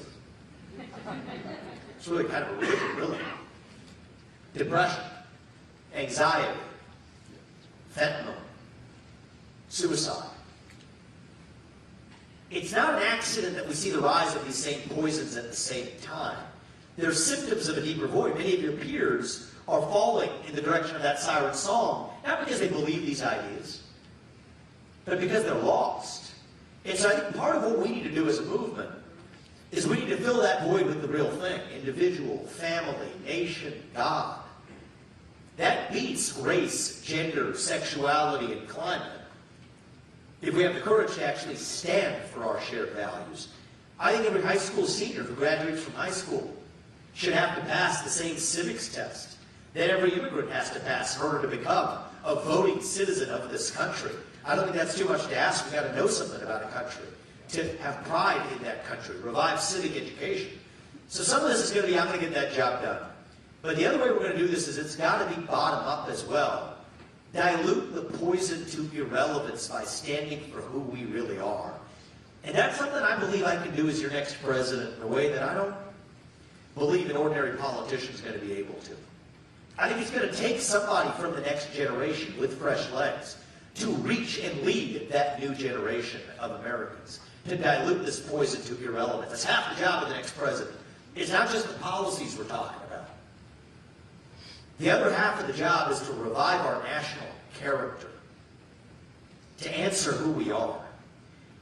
And I think that, too, is how I'm going to be able to take our America First agenda to the next level. That's why I'm in this race, even though Donald Trump, who I respect immensely, he's in this race, too, but I want to do things differently. We're not going to win just by playing whack-a-mole. We're going to win this war, and it is a war, by diluting the poison on the other side to irrelevance, reviving our national identity. That's how we're going to win. To put America first, we have to rediscover what America is. That's how we're going to win this war. And I think that swearing an oath to the Constitution and keeping it, that's where it begins. The Constitution says you can't establish a state religion. Well, you know what? Climatism, or COVIDism, or wokeism, or the modern capitalist secularism, that has become a new state religion. It takes a president who can swear an oath to that Constitution and keep it to actually do it. So hopefully that gives you a sense, bottom up and top down, how I'll lead this country to address that problem so the next generation doesn't have to necessarily face what you did. Thank you for sharing that. I appreciate it. One last question. Yeah, what, sir? As Christians, we believe that fear of the Lord is the beginning of wisdom. And we pray for our leaders that they will have both the fear of the Lord and look to Him for wisdom. Do you have the fear of the Lord? Yes, Do you fear God, and why? I do. I fear God because I know that I'm not Him. And He puts us here for a purpose. And so I'll tell you the heart of my faith, just to share with everybody my own faith background. I'm Hindu. which is different than this traditional faith background of most people have run for U.S. president. If you study our history enough, Thomas Jefferson was a deist. He was not a traditional Christian, but most people who have run for U.S. president have been Christian, but we share the same value set in common. I went to Christian school, St. Xavier High School, so I can say this with confidence. Here's the heart of my faith. God puts us here for a purpose. There's one true God, and he puts us here for a reason. God works through us. It's not being done by us. It is being done through us. We're his instruments. God works through us in different ways, but we're still equal because God resides in each of us, because we're equal in the eyes of God. That's the heart of my faith. I had what you would call not a traditional background, but a very traditional upbringing. My parents instilled my faith in me at a young age. I left it probably in my late teens, early 20s, came back to it as an adult, but my parents taught us family is the foundation. Marriage is sacred. They taught us it's between a man and a woman, that the good things in life involve a sacrifice. Adultery is wrong. Abstinence before marriage is the way to go. Divorce isn't just some option you pick off a menu when things go a little wrong. It's not just about this life. It's about eternal life. And yes, what you do in this life will determine where you go in your eternal life. So that's what puts the fear of God in me. Now, just to be candid and state the obvious, I'm not going to be the best person to spread Christianity through this country. I don't think that's the job of the U.S. president. But I am going to stand for the same Judeo-Christian values that this country was founded on. I read the Ten Commandments for the first time when I was 14 years old at St. Xavier High School. What do they say? There's one true God. Don't take his name in vain. Observe the Sabbath. Honor your parents. Don't kill. That's where my pro-life views come from. Don't kill. Don't lie. Don't cheat. Don't steal. Don't commit adultery. Don't covet. It didn't feel like I was reading these values for the first time. These aren't foreign values. They seem like foreign values in today's culture. Look what they're teaching your kids in many schools across this country. The DEI sessions at your company, turn on the TV, go to the movie theater. But they're not foreign values to most of us. And so while I stand for those shared values that our country was founded on, you're darn right I will. It's my responsibility as the next president to make faith and family and patriotism and hard work cool again in this country, actually. And not just for people of one faith. We live in a religiously pluralistic country. We want to bring back those values for people of many different faiths. But we've lost that common core in this country, that common core and foundation of values. The truth is, one of the core teachings of my faith is that we don't get, as someone who fears God, we don't get to choose who God works through. God chooses who God works through. And as I understood it, get further through that Old Testament, we get to the book of Isaiah. I read the same teaching. When God chose Cyrus, a king all the way in Persia, to lead the Jews back to the promised land.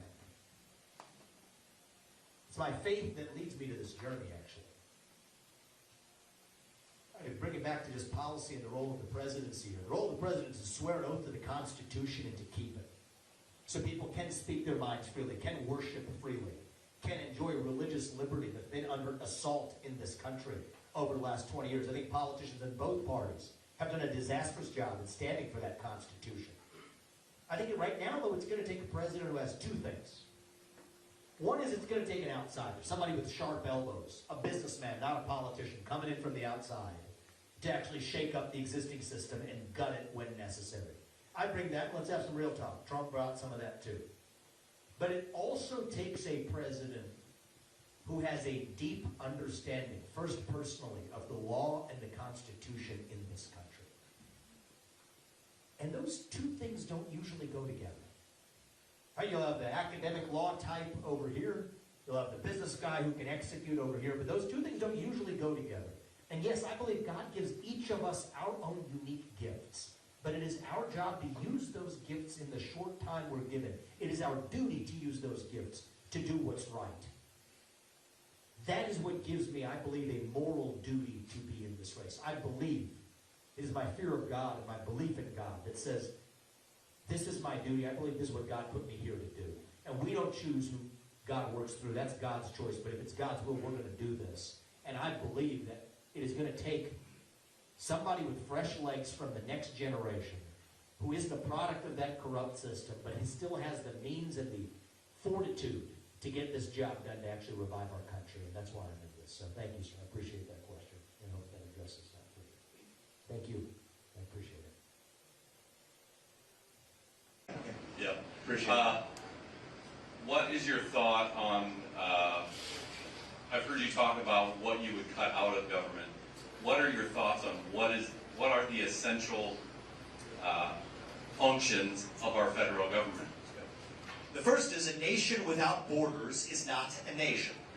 So I think that having and protecting our borders is a top function of the federal government of the United States. And so the irony is that a government that's doing everything that it actually shouldn't be doing, engineering, picking favorites among different industries or whatever in the private sector, raining money from on high like manna from heaven from the Federal Reserve, a cancerous proliferation of government bureaucrats metastasizing like a cancer throughout our country. All the stuff they should be doing, they are not doing the few things that they actually need to be getting done.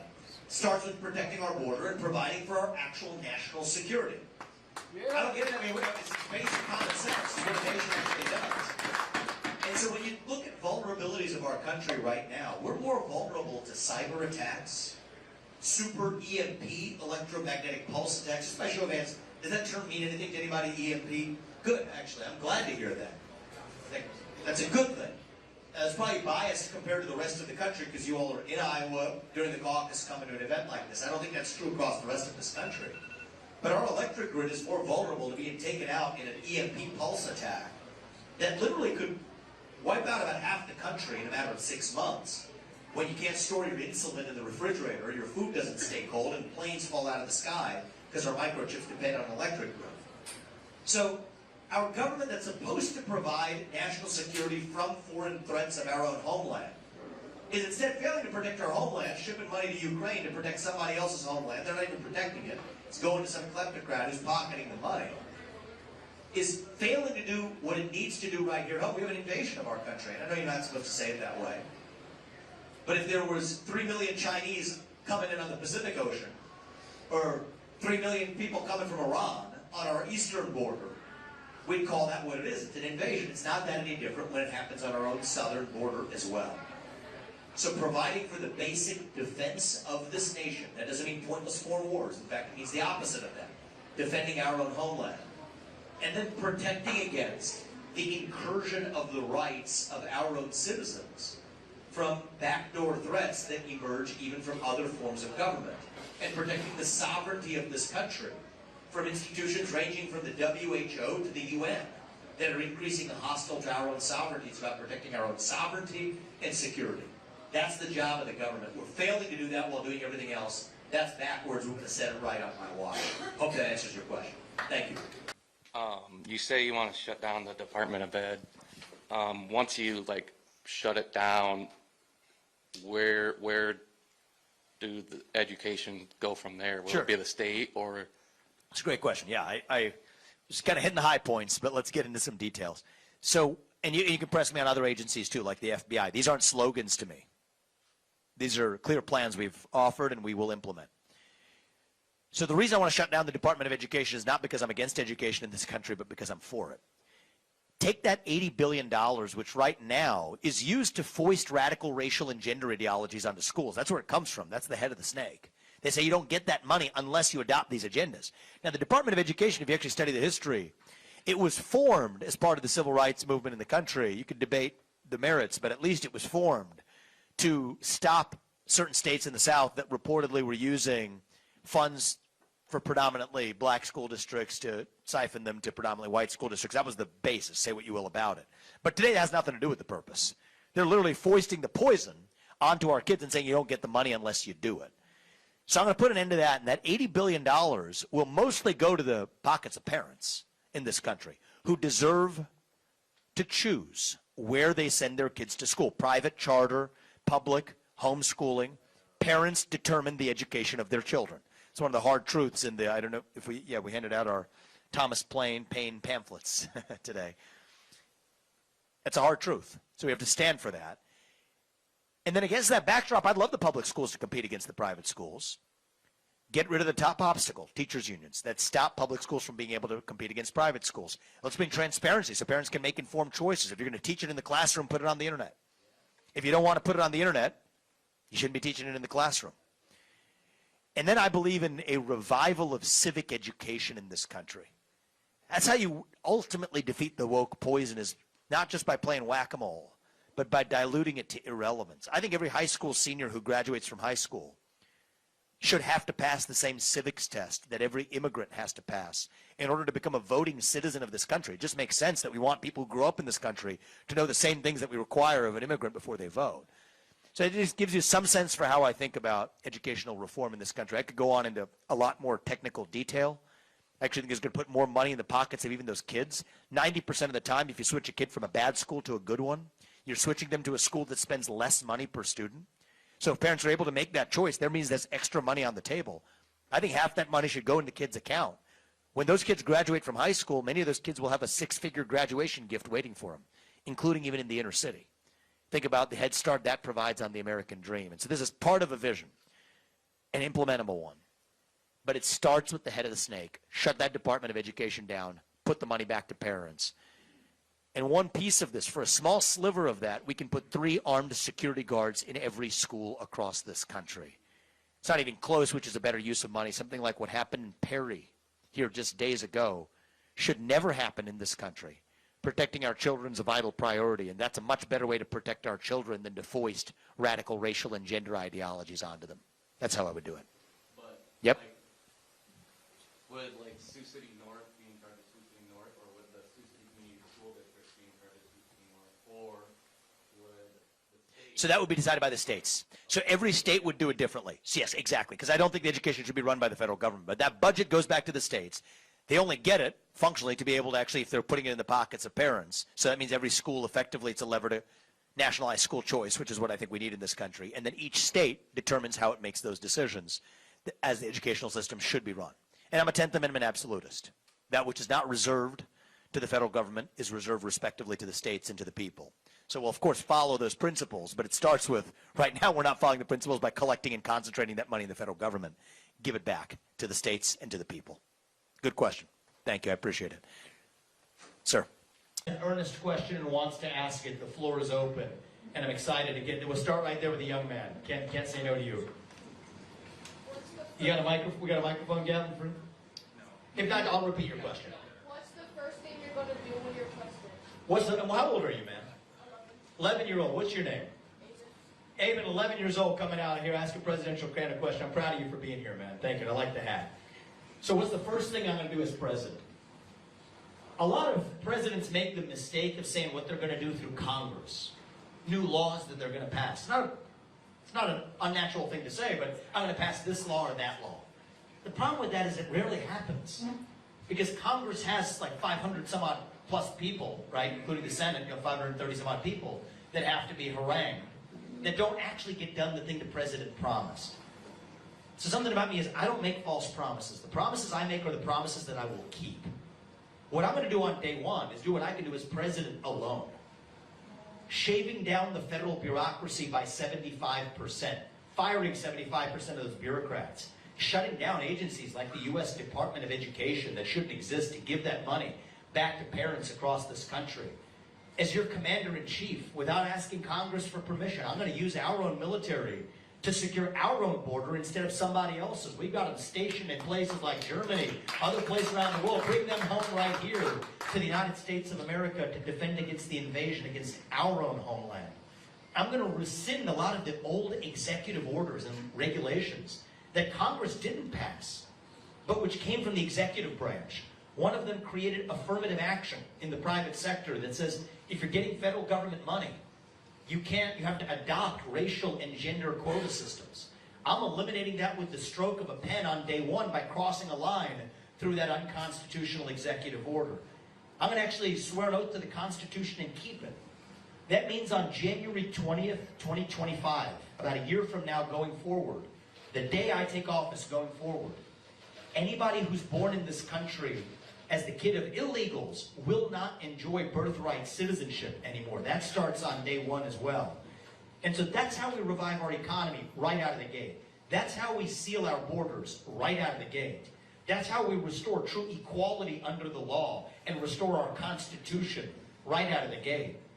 And I'm going to be able to keep those promises in my first month in office. Everything that I told you is going to be done by then. Then we get to our legislative agenda and turn to Congress. And the first thing I'm going to take to Congress is securing our elections in this country. That's one thing we have been long overdue, and I think our Republicans and Democrats have both failed in this country. We will set basic standards for federal elections. Single-day voting on Election Day as a national holiday with paper ballots, government-issued voter ID to match the voter file, and yes, English as the sole language that appears on a ballot. That's not controversial, that's common sense, and I'll get that done too. That's my first legislative piece. Thank you very much. I appreciate you being here. Thank you. Right there, sir. I had a question. What motivates you to include publishing the Epstein list as an aspect of your campaign? And is a part of this posture influenced by sympathy with the victims of Jeffrey Epstein? Thank you. Yes is the answer to your latter question, but it was part of a broader vision in this country, a radical idea that we have a government that actually just tells the truth to its people again. How old are you, if you don't mind me asking? You're 17? Yeah. You'll be 18 before November? Yeah. You can vote at the caucus. And I hope you do. But I think that it's your generation it's our generation in many ways. I grew up into a generation as well where our government has systematically lied to us for at least a couple of decades, as long as I can remember, about the basis for the 2008 financial crisis bailouts, about the Trump-Russia collusion hoax that never was, about the origin of COVID-19. You're told that it didn't start in a lab and you're censored if you said it, before we now know that it did. About the Hunter Biden laptop story on the eve of the last election, dismissed by 50 intelligence officials in the U.S., dismissing it as Russian disinformation before after the election we learned it was true. The truth about what happened on January 6th, which only came out years later, video footage that wasn't released. The truth of how our own money is being spent in Ukraine. The truth about the Jeffrey Epstein client list, which I do not believe we've received. The truth about the Nashville transgender shooter manifesto, which we were lied to before it was leaked. We the people deserve a government that just tells us the truth again. And the reason people don't trust the government anymore is actually the government doesn't trust the people with the truth. Trust is a two-way relationship. And so I think two things need to happen in this country for us to rebuild trust in this country. I think one starts with the government, and I'm going to keep my promise on that. We're going to go back. As long as I've been an adult, certainly for this century, where have we lied to the people? The people have a sense that we've lied about matters that are important to the public. Where are we lying right now? And open the kimono and say, here's the truth. I know it's ugly and people before believed that you couldn't handle it, but my conviction is we the people can handle the truth. We the people demand the truth. We require the truth. We got to see it to ever be able to fix it. That's what I'm going to give you on behalf of the government.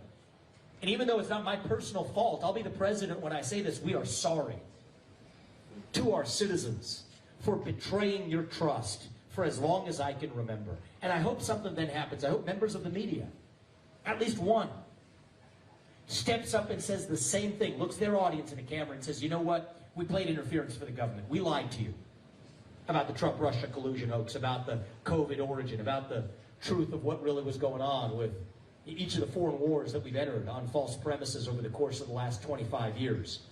Go straight down the list and say, you know what, we weren't honest with you either. Here's what went wrong. Here's how we held the people who lied to you accountable. We're sorry, and here's how we'll ensure that something like that never happens again.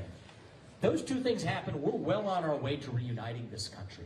I think 80% of us in this country agree on the basic rules of the road. Not what the media tells you, not what social media looks like, but actual citizens. And that's the beauty of this process.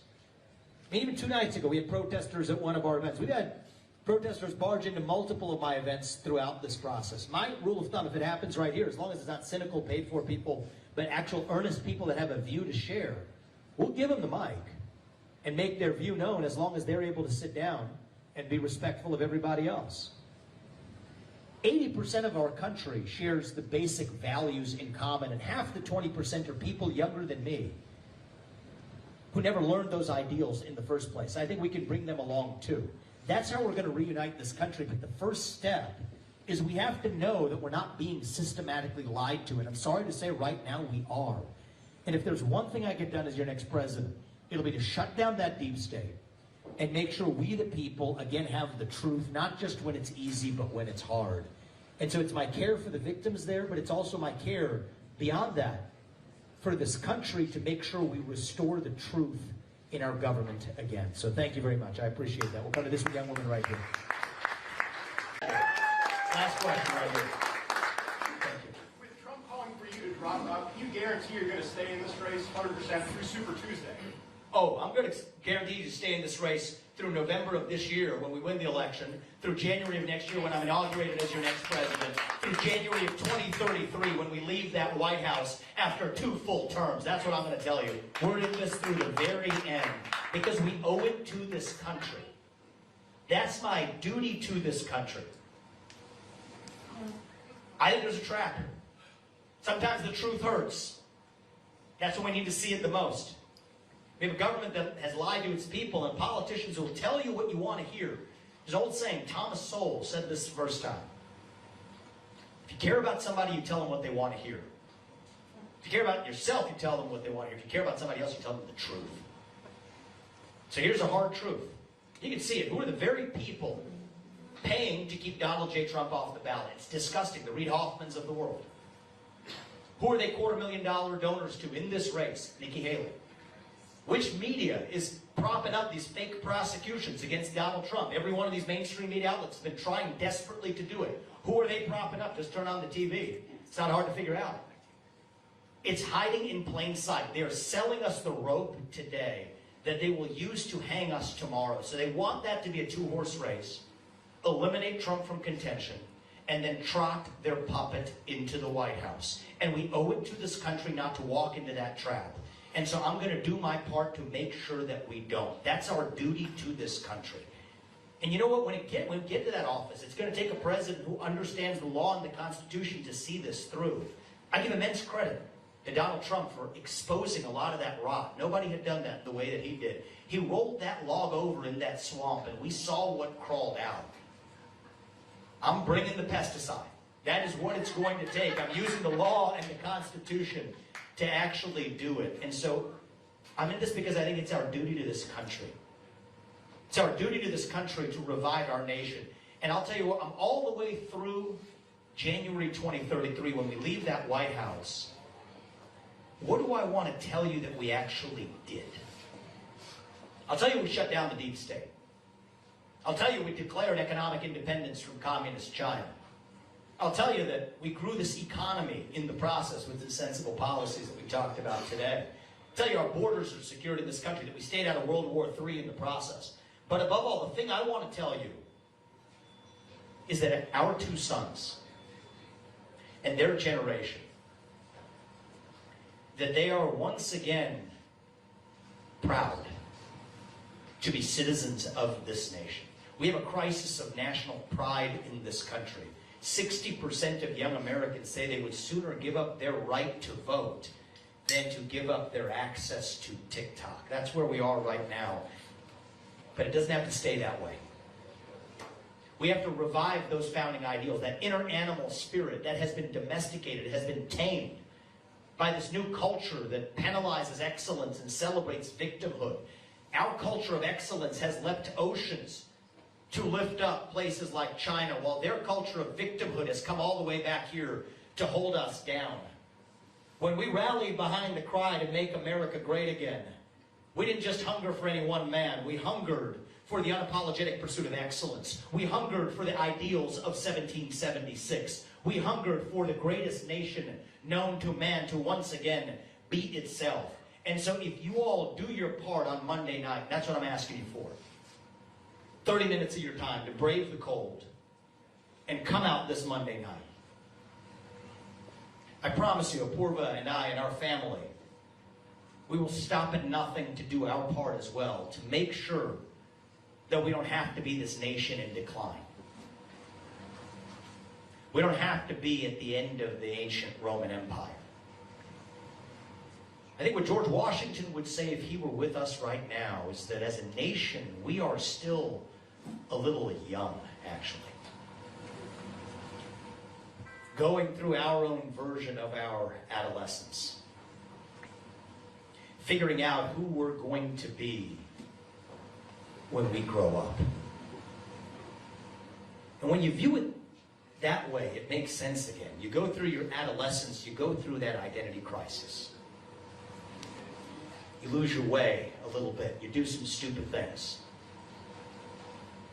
But we are stronger for it when we get to our adulthood on the other side. So no, I don't think we have to be that nation in decline. I think we still can be a nation in our ascent. I won't be the guy who walks in here and tells you it's morning in America, guys, because it's not. But it can be. I won't look young people in the eye and tell you that the American dream is alive and well. I can't tell you that right now. It is alive and hanging on for life support. But it can be. And that's why I'm asking you to do your part. Tomorrow night. Between tomorrow night and now. Between now and tomorrow night. Tell 10 people who couldn't be here what we talked about today. Bring them out too. And if you all do that for me, I promise you our family will stop at nothing. So we can tell our kids that this is still the country where no matter who you are, or where your parents came from, or what your skin color is, or how long your last name is in some of our cases, that you will get ahead in this country with your own hard work, your own commitment, your own dedication, and that you know what? You are free to speak your mind at every step of the way. That is the American dream. That is what we are running to. And with your help tomorrow night, that is what we will revive to save this great country. Thank you for coming out today, guys. God bless you and your families. And may God bless our United States of America. Let's go win this Iowa caucus tomorrow night. We're going to win tomorrow night. And then we're going to win New Hampshire. And then we're going to win Nevada. And we're going to win this election. USA, USA, USA, USA. God bless you guys. Thank you for coming out today. Thank you. We'll go there and then we'll come back. Thank you. Various, if you do not win the nomination, and I hope you do, but if you do not, would you accept the vice presidency if someone were to ask you? So let's just assume that would be Donald Trump in that scenario you're thinking? Anybody. Okay. For Nikki Haley, I'd give a flat no. I would just be a flat no. Right? For Donald Trump, people ask me this question enough times, and so I'll tell you what my answer has been, and then I'll click a layer deeper, because I've had a chance to think about it a little bit more. For Donald Trump, I mean, look, I've enjoyed getting a lot of questions in the last few weeks where a number of people said they came in hoping that I would be Trump's vice president. They left asking if I would make Trump my vice president, which, yeah, I think is not a bad role for him, actually. Not that that's a demotion, but that's almost an emeritus role. I can rely on him as an advisor. One way or another, I expect to rely on him as an advisor. So I expect to be your next president. That's why I'm in this, and I'm going to be best positioned to lead this nation from the front. But, campaign's founded on truth, and so, enough people have asked me this question. I'm not a plan B person, so I can't really tell you, my brain doesn't function that way. But I can tell you this. I need to know, for the same reason I gave you a flat no to Nikki, I need to know that Trump and I were on the same page on a few things. Are you serious about ending the war in Ukraine, or is that just a talking point about a 24-hour deal that you won't say what it is? Are you serious about actually ending the federal subsidies for a carbon capture pipeline, bending the knee to a climate change cult, and saying no to donor money, including from the likes of Bruce Rastetter, if that's necessary, to stand for what's right? Will we stop sending these subsidies to the carbon capture pipeline, making its way across half the state? Are we actually going to follow through and pardon on day one every peaceful January 6th protester, even if it's politically inconvenient, rather than throwing them under the bus as part of some other project? Are we actually going to strip pharmaceutical companies, admit that Operation Warp Speed wasn't what we thought it should have been, and that we can at least acknowledge and learn from that to say that we will strip pharmaceutical companies of their special liability exemptions so that there actually can be justice where there has been injury.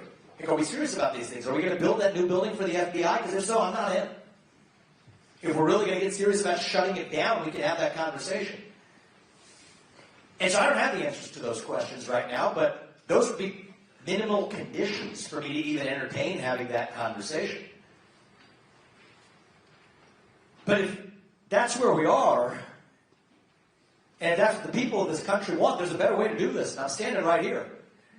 Come on your little ballot tomorrow night, circle my name. We don't have to do the conditions. We can just get this right through the front door. That's why I'm in this race.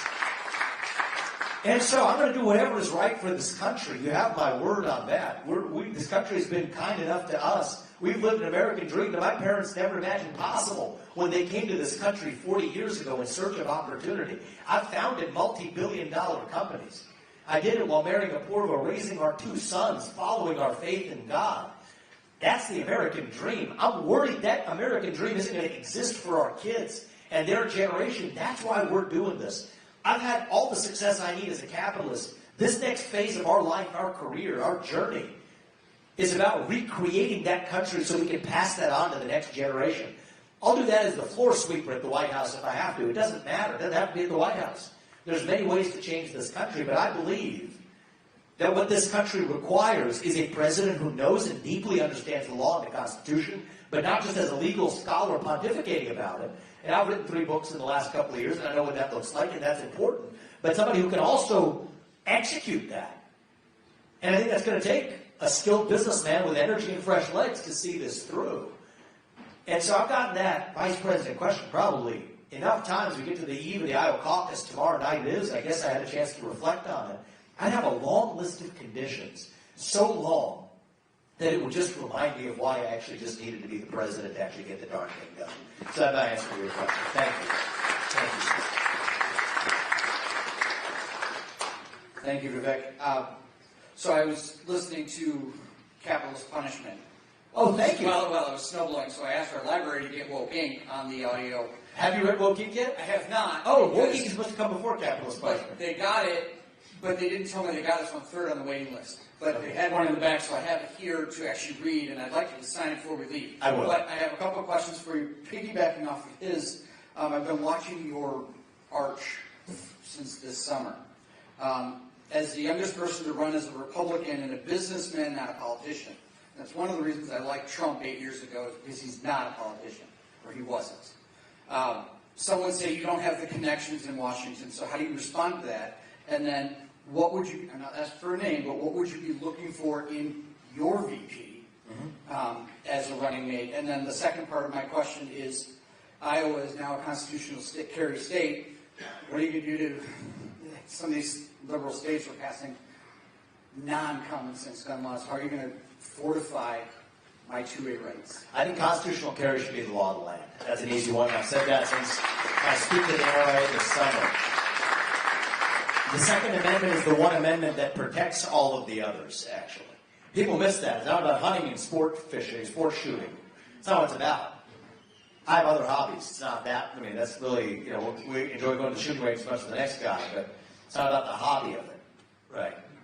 It's about the First Amendment and the Fifth Amendment and every other amendment that the Second Amendment is required to actually protect. China and Iran claim to offer you Second Amendment rights. They claim to offer you constitutional rights.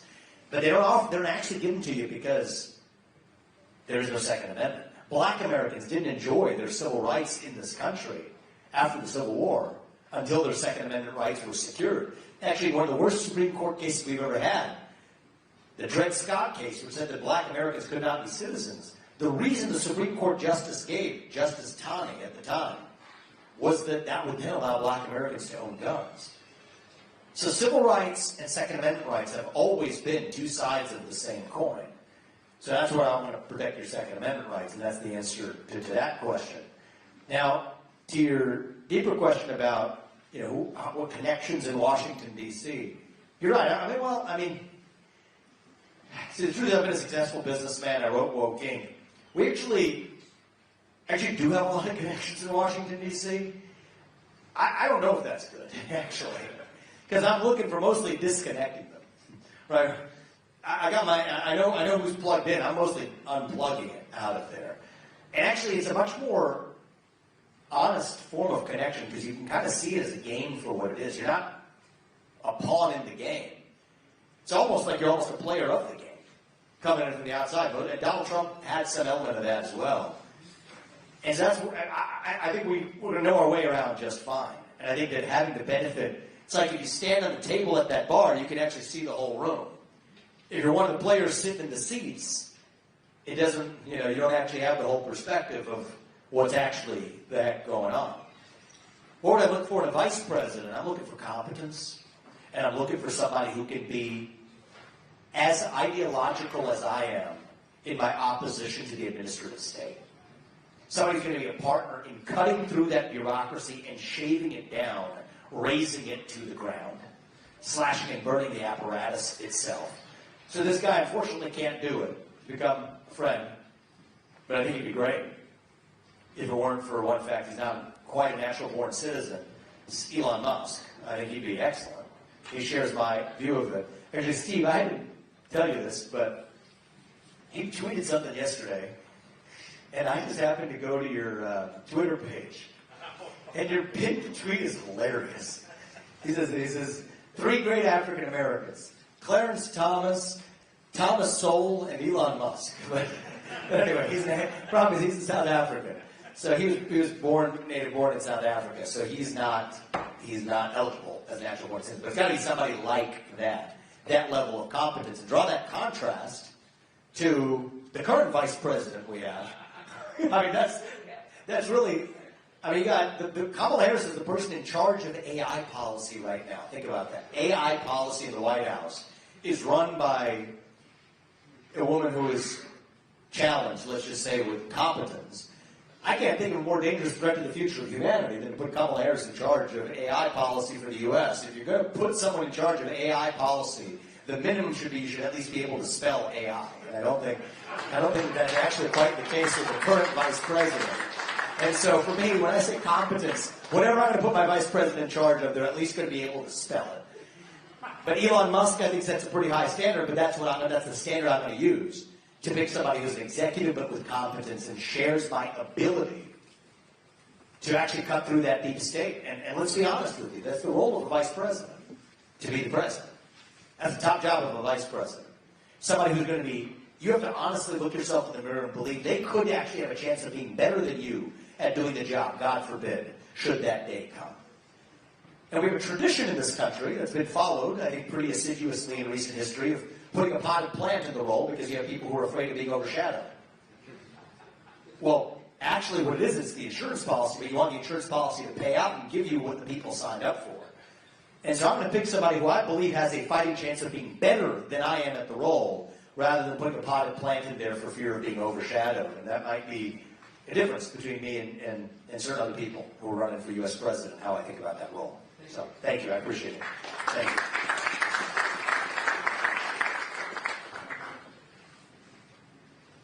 Does it work there? Okay. My name is Travis. I'm from Dubuque. Thank you for coming. I'll be honest, truth, I'm a Trump supporter. I love a lot of stuff that you have. As of right now, you are. As of right now, I am. Left. Yes. However, I like a lot of stuff you have to say. My question is, what makes you think that what happened to Trump is not going to happen to you, and how do you plan on tackling that? Sure. I mean, some of us feel that this is a battle that we have to finish with the deep state, well, not the deep state, but with the left and everything. I'm not saying both like that. The deep state and the left are two sides of the same coin. But if we couldn't get Trump back, what makes you think we'll get anybody else back? Yeah. So they don't have on him what they have on me. Let's just get straight to that right now. We're in the middle of a war in this country, as I said. It's a war. There's no middle ground here. Either you believe in merit or you believe in group quotas. Either you believe in free speech or you believe in censorship. Either you believe in American exceptionalism or you believe in apologizing for who we are. There's no middle ground here. If you're in that war, I think we need a commander-in-chief, a general, to lead us to victory now who is not yet wounded in that war. Somebody with fresh legs. Pick the general who's actually going to lead us to victory. If I was 80 years old and wounded 4 times over, I wouldn't tell you to vote for me either. I think you also get to be an outsider once. Trump was the outsider. I think I'm closer to Trump in 2016 than Trump today is to Trump in 2016, actually. Except with the learnings of those 4 years to get that head start and actually learn from it. And so there is a reason I'm the only candidate in this race who can tell you certain things. I mean, Steve King was going to go endorse Donald Trump. All Donald Trump needed to do was to actually take a position on the carbon capture pipeline, but he couldn't do it. And I think there are certain constraints. You talk about connections in Washington, D.C. At a certain point, you become connected, and then it's time to get somebody else new in.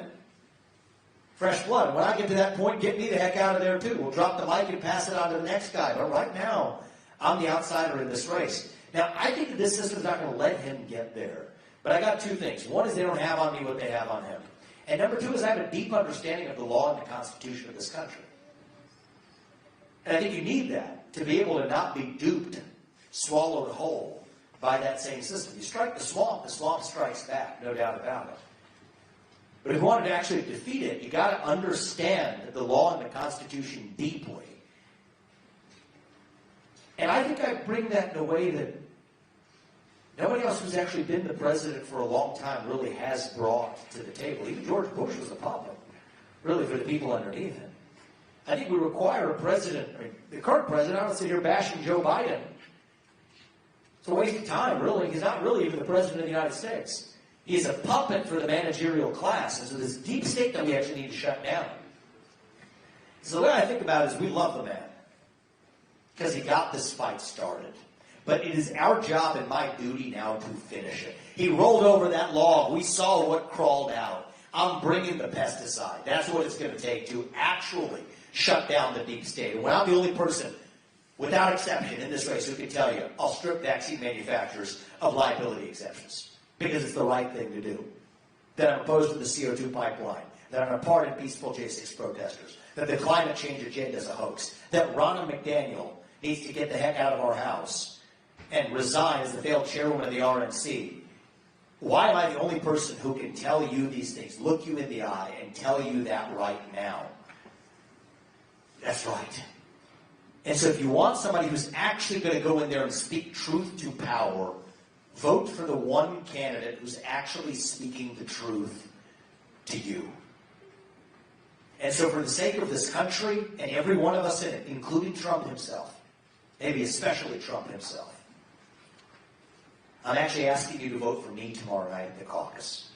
And we will honor him and his legacy because it's the right thing to do for the country. But I'm asking you to do the right thing for our country and not fall into the trap that they have laid for us. Because if not, exactly what it's going to go. It's going to be the spring or the summer. It's going to be him and the puppet. They're going to knock him out, trot their puppet in. I have a high degree of confidence that you can just see it hiding in plain sight. With all respect, sir, I think you owe it to this country to make sure that we don't fall into that trap, and that's why I'm asking for your vote. So thank you. I appreciate the candidate. Thank you. Moral duty that they owe, that I will owe as your next president, will be to the citizens of this nation, not any other one. And that's why, as your next president, we will use our own military to secure not some other random country halfway around the world that doesn't matter the United States' interest today. We'll use our own money to secure our own borders right here at home in the United States, our southern border and our northern border too. That's what it means to stand for the rule of law in this country. On day one, I will end birthright citizenship for the kids of illegals in this country. It does not apply to them. On day one, we will begin the process of deporting anybody who is in this country illegally. Every last one of them will be returned to their country of origin. That is not controversial. That is what it means to stand for the rule of law. Any federal aid, we're not going to provide federal funding to sanctuary cities that are breaking the rule of law today. We're going to end federal aid to Central America and Mexico until each of those countries has done their part as well to fight this border crisis, because 80% of the people coming to this country aren't coming from Mexico. They're coming from south of Mexico all the way across. So we can have that border crisis behind us by March of 2025. By the end of 2025, mass deportations are well underway and mostly behind us on the plan I've laid out. But it takes a president with a spine to do it. It's not going to come from incremental reform. And so if you all want a president, like many Republicans in our party, who might give you incremental reform, change the tax rate one direction or another, and do some window dressing and call it a day, compromise, show up at the 50-yard line, hold hands, and sing Kumbaya and pretend to be united, I'm not your guy. There are others who can offer that. I'm not that guy. But if you want to revive the 1776 ideals that this nation was founded on, then nobody's going to shut down that deep state. Nobody's going to actually speak truth to power in the way that I will for you. And if you want somebody who's actually going to get there and actually gut that deep state, actually speak truth to power, then vote for the candidate who's able to speak the truth to you. And there's a reason why I'm the only candidate in this race who can justice.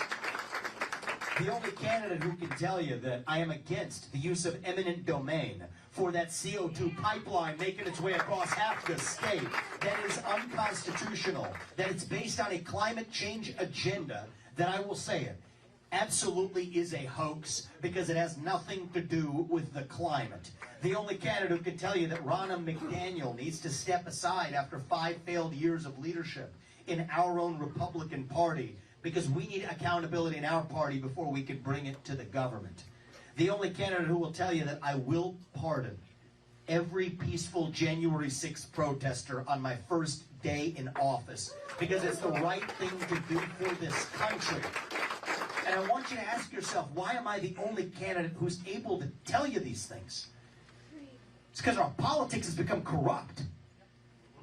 Every politician anymore is just dancing to the tune of their biggest donor. And in my case, that biggest donor is me. I don't report to them, I report to you. I would rather speak the truth and lose this election than to win by playing some fake game of political snakes and ladders. And our entire bet in this campaign is that that will be the winning strategy. That you all, the people, will decide that you want a leader who actually speaks the truth to you again. I'm not somebody's circus monkey. I refuse to be a pawn on a chessboard. And I think that's what our politics has become. You get to be an outsider once, and I'm the outsider in this race this time around. And so that's why tonight I am asking you for your vote to revive our nation and answer who we are as Americans. And I say this as somebody who's a little different in a lot of ways. I'm not a politician. I'm a businessman. I'm 38 years old. I am the youngest person ever to run for U.S. president as a Republican. And I believe it is going to take somebody now more than ever with fresh legs from the outside to reach and lead the new generation of Americans, to revive that missing national pride in this country, where we have been taught to celebrate our diversity and our differences so much that we forgot all of the ways that we are really the same as Americans, bound by that common set of ideals that set this country into motion. E pluribus unum was our creed. It means from many, one. That's what we've lost in this country. We've been taught to celebrate the differences while forgetting the ways that we are the same. That's what we're going to revive, and the way we're going to do it is by all of us. Not just me, not just Apurva, not just Steve King and Steve Holt.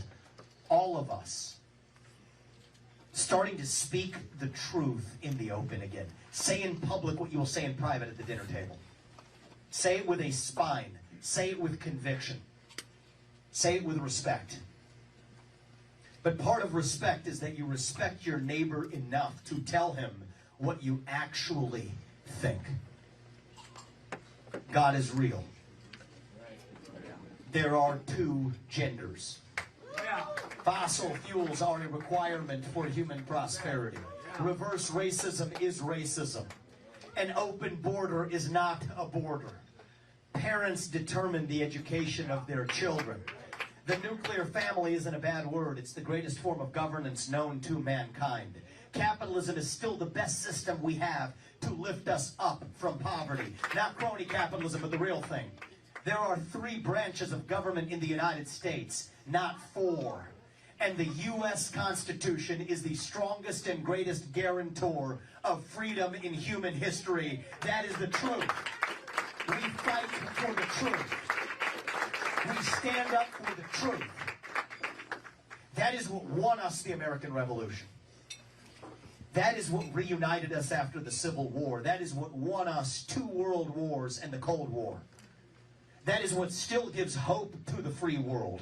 And if we can revive that dream over group identity and victimhood and grievance, then nobody in the world, not a nation, not a corporation, not a virus, not China, is going to defeat us. That is what American exceptionalism is all about. And that is what we will revive to save this great country. Thank you for coming out today, guys. God bless you and your families. And may God bless our United States of America. And may we have the right result for our country tonight. I'm asking for your vote at the Iowa caucus. Thank you all for coming out. And let me open this up and have an open conversation. Thank you guys for coming. Give me the hard ones before we got tonight. Thank you. So, precinct camp for you in Madison County tonight. Looking forward to that. Thank you, my man. I appreciate everything you're doing. The people I've talked to ask about, are you an isolationist? You know, a question that comes up often. Then, a lot of conservative Christians in the state of Iowa want to hear a lot about support for Israel.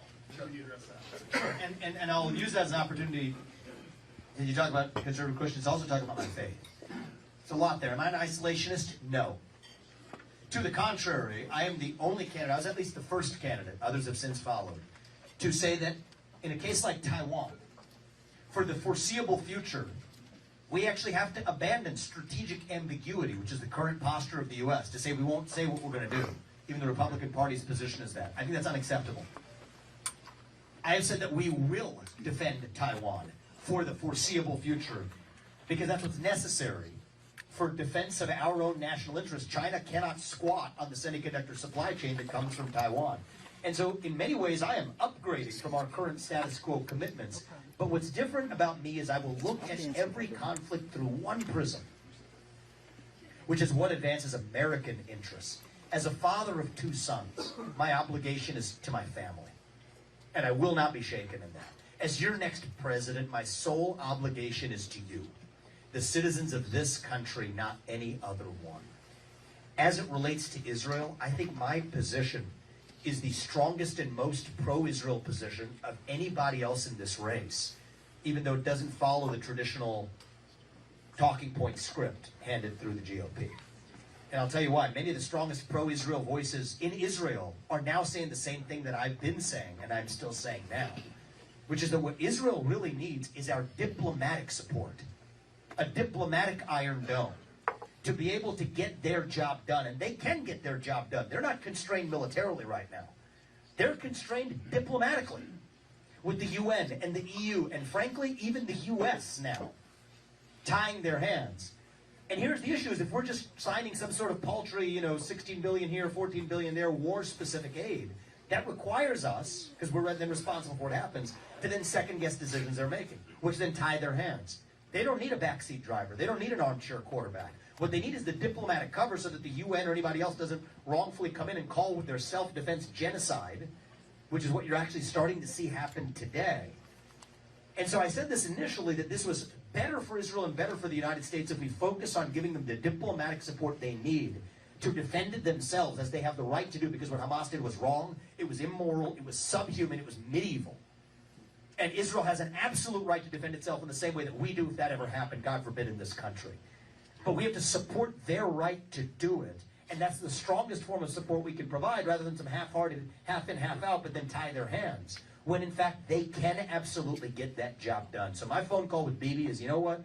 You smoke the terrorists on your southern border, and we're going to smoke the terrorists on our southern border. And we support each other's right to do it without the UN or anybody else getting in our way. And so that's how I'm going to leave. You've got to be strong enough to protect your kindness. But don't just virtue signal and, pass some sort of window dressing bill and say, oh, we did it. No, got to get to the root cause. And we're a better ally for our allies when we also are looking after our interests here at home. Those two things go together. What hope does the rest of the world have if the shining city on a hill no longer still shines? And so I'll ask your friends, I don't blame them because I know what the news media, I mean, one thing I've learned from this is the news media is the distortion in American politics. They're force-feeding even one narrative of this GOP primary that they've adopted. Well, you know what? They don't get to decide. You do. We do. That's what the Iowa caucus is about. It's about this. Between us here, there's no social media algorithms in the air. There's no TV screens between us, except maybe for those in the back. You guys able to hear us back there? Going pretty deep. Okay, I'll talk. If you people come on in, we got people going in the back, and so if they can pack it in, that'd be great. But what I will tell you is this: I want to also address the question about embedded in there, maybe about faith, which is my faith is what leads me to this journey. Actually, I'm Hindu, a little different than the traditional faith background of people who run for U.S. president. But I was raised and abide and live by the same Judeo-Christian values that this nation was founded on.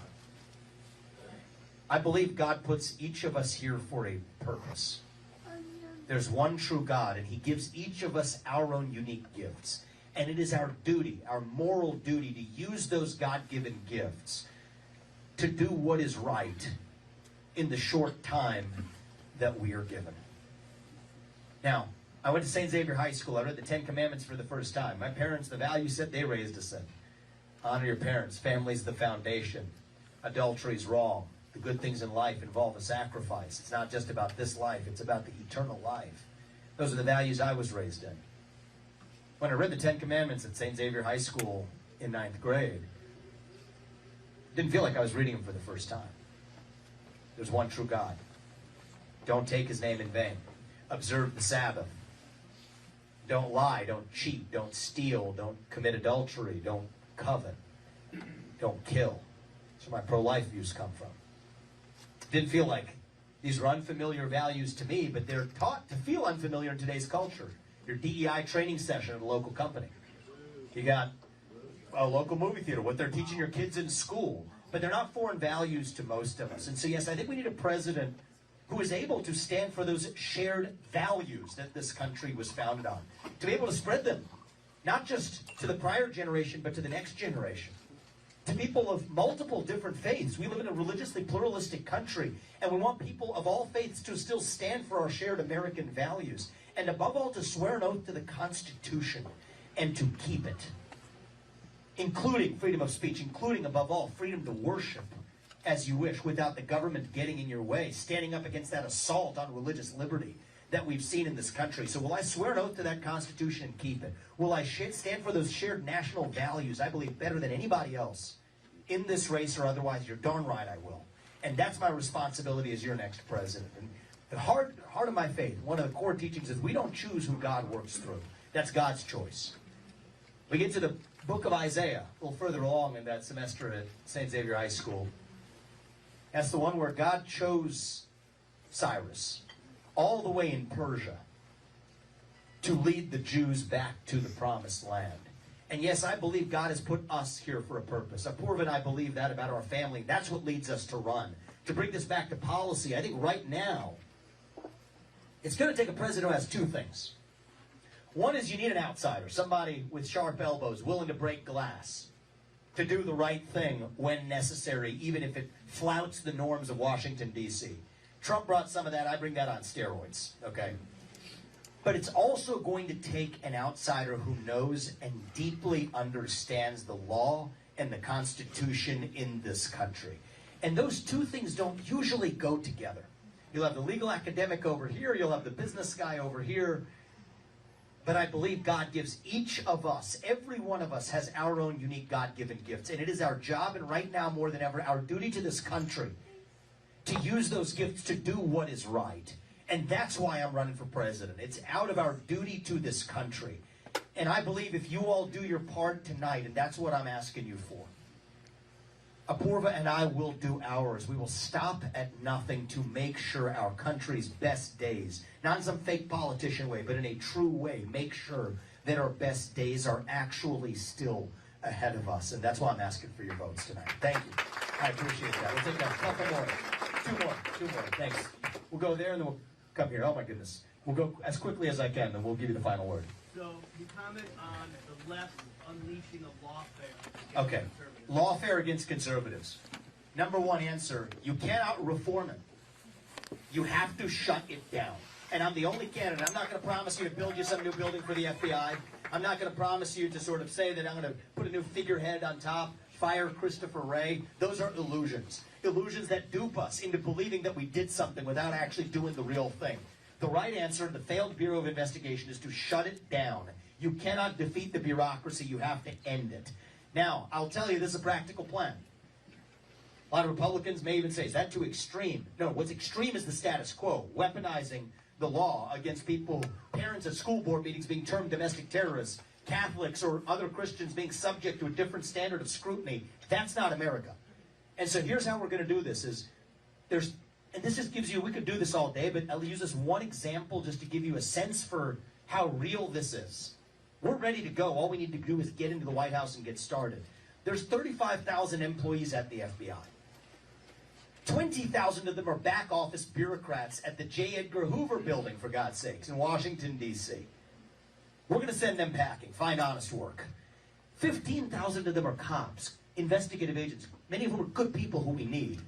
We will move them to the U.S. Marshals or to the DEA, both of which have been far more effective at fighting child sex trafficking rings or the fentanyl epidemic. We will move them to the Financial Crimes Enforcement Network at the U.S. Treasury to go after the future SBFs and the financial fraudsters of the world. So we will at once improve effectiveness while ending the weaponization of justice. And you know what? I'll tell the left, 100 years ago in this country, we did have two standards of the rule of law based on your skin color. And it was wrong then, as it is wrong now that we have two standards of justice based on your political beliefs. And so if there's somebody who actually understands this deeply enough, not just to placate you, while building new buildings for the FBI or offering window dressing cosmetic changes and saying we did something, no. Sometimes the truth hurts. But if you actually want to drive the change, we have to get in there and actually be willing to do the hard thing, to actually shut down the bureaucracy, and that's what would actually make our founding fathers proud. They would not be walking around J. Edgar Hoover's building and say they're proud of us. They would say they are appalled, they're aghast. And if I do one thing as your next president, by the time I leave office in January 2033, after 2 terms, if you all put us there, our founding fathers will once again rest in peace, that the country they set into motion is the one that we honor in the way we live today. Thank you, sir. I appreciate that. Right there. Sir, and we'll come to you, sir, right after that. You said that you stand for freedom. Wouldn't you say that your desire to raise the voting age to 25 takes away freedom from young people like myself? It's a great question, sir. So, and I appreciate this, because one thing you got to know about me is, if you care about somebody, you tell them the truth. If you care about yourself, you tell them what they want to hear. I don't tell people what they want to hear at times. The truth hurts. I'll give you one more of that right after I answer this question, even within this race as it relates to tomorrow. But I'll answer this one first. It was controversial when I first said it. I said it here in Iowa, not far from where we are, in a Dallas County rally, about 7, 8 months ago. I believe that every high school senior who graduates from high school should have to pass the same civics test that every immigrant has to pass in order to become a voting citizen of this country. That you got to have skin in the game to play in that game. And I want 100% of high school seniors to be able to do that. And even for those that test isn't enough, military service or first responder service automatically checks the box. But at minimum, you got to have some skin in the game to play in the game. I want a tiny percentage of 18-year-olds actually participating in the electoral process today. I want it to be 100% if we can get there. And I think this is actually going to get us there. And so later in this race, a number of months later, there was a lot of controversy, mostly from the left, saying, well, is this too extreme? What is this guy thinking? Is he a nationalist? I don't think that even has to be such a bad word, necessarily. Our nation's founded on ideals. And so, forget the name calling. It's about civic duty, actually. And so anyway, a 10-year-old girl, actually, in Iowa named Lena, she read about this in the papers. She came to one of my events later on, enthusiastically. She had a packet of 100-question test and a handwritten note to me. 60% is a passing score on the civics test. Most adults fail it today. Questions like, how many branches of government are there? What branch of government does the U.S. president lead? So we require immigrants to know before they vote. They have to score 60%. Most adults fail it. She's 10 years old. She came to me, she made it a point. She braved through the line, we told no more questions, and she's coming right to the front to hand it to me anyway. And she said, I want you to know something. I took the civics test, I'm 10 years old, I scored 100 out of 100 on it. And if I can do this, I want you to know that every kid in this country should be able to do the same thing. And so that's what we want to revive, is that civic spirit that we're missing. I use that as an opportunity to just say one thing that relates to tonight is, as I said, sometimes the truth hurts. You have a choice to make tonight. I think there's two America First candidates in this race. That's Donald Trump and myself. I've defended the man against these unjust persecutions at every step. Last week, I personally filed an amicus brief with the U.S. Supreme Court, laying out what I view as the best legal arguments to keep him out of being eliminated from the ballot. Because frankly, I wasn't sure that his team was going to make those arguments, and they deserve to be made for the people of this country. I've stood up against this at every step, but at a certain point for this country, we have to open our eyes, people. They're not going to let this man get anywhere near the White House again. And it's disgusting, but these people now will stop at nothing. And I mean nothing. To keep this man away from the levers of power. But our America First movement cannot end with Trump. Because it didn't start with Trump. It didn't start in 2016. It started in 1776. And we owe it to our founding fathers. And we owe it to the first America First conservative. That was George Washington. We owe it to our history. We owe it to this country to make sure we have another 250 years. And then some still left. They are selling us the rope today that they will use to hang us tomorrow. They want to narrow this to a two-horse race between Trump and a puppet who they can control. Eliminate Trump one way or another and trot in their puppet. We cannot afford to fall for that trap. And so I'm asking you to do the right thing for our country. Those of you in this room, we have many supporters here. Thank you for being precinct captains, volunteers, vocal supporters of this campaign and this movement from a time where even 9 months ago, people had no idea who I was. Here we are on the eve of what I believe is going to be to win the Iowa caucus. Thank you for everything you have done to get us to this point, starting in this room nearly a year ago. And I'm asking you to help us in this final 12-hour sprint to tonight, less than 12 hours to tonight, to open the eyes of the other people, good America First patriots, who need to see that truth. We love the man because he got this fight started. But now it is our job to finish it. It is our duty to this country to finish it, to take America First to the next level, to actually make sure that we make our founding fathers proud and say that we're not this nation in decline, but we're just still getting warmed up, that we are still only a little young in our journey. It's our duty to this country to make it so. And if I win the Iowa caucus tonight, I'm your next president. And if I'm your next president, our best days may still yet be ahead of us because we will revive those founding ideals that, yes, I want every high school senior in this country to know about and to be proud of, because that's how we get this nation back. Thank you, young man. I appreciate it. We'll give you the final word, sir. First, let me congratulate you on making your millions before you got into office. Thank you. I appreciate it. We'll try to keep it that way. So as an owner of a fee-based wealth management firm, what are you going to do to stop the insider trading that happens with our elected officials? And as a former paratrooper, who's on your short list for Secretary of Defense? And have you ever spoken with Eric Prince? Yeah. So let me address the first point first. It is so important. This is bipartisan.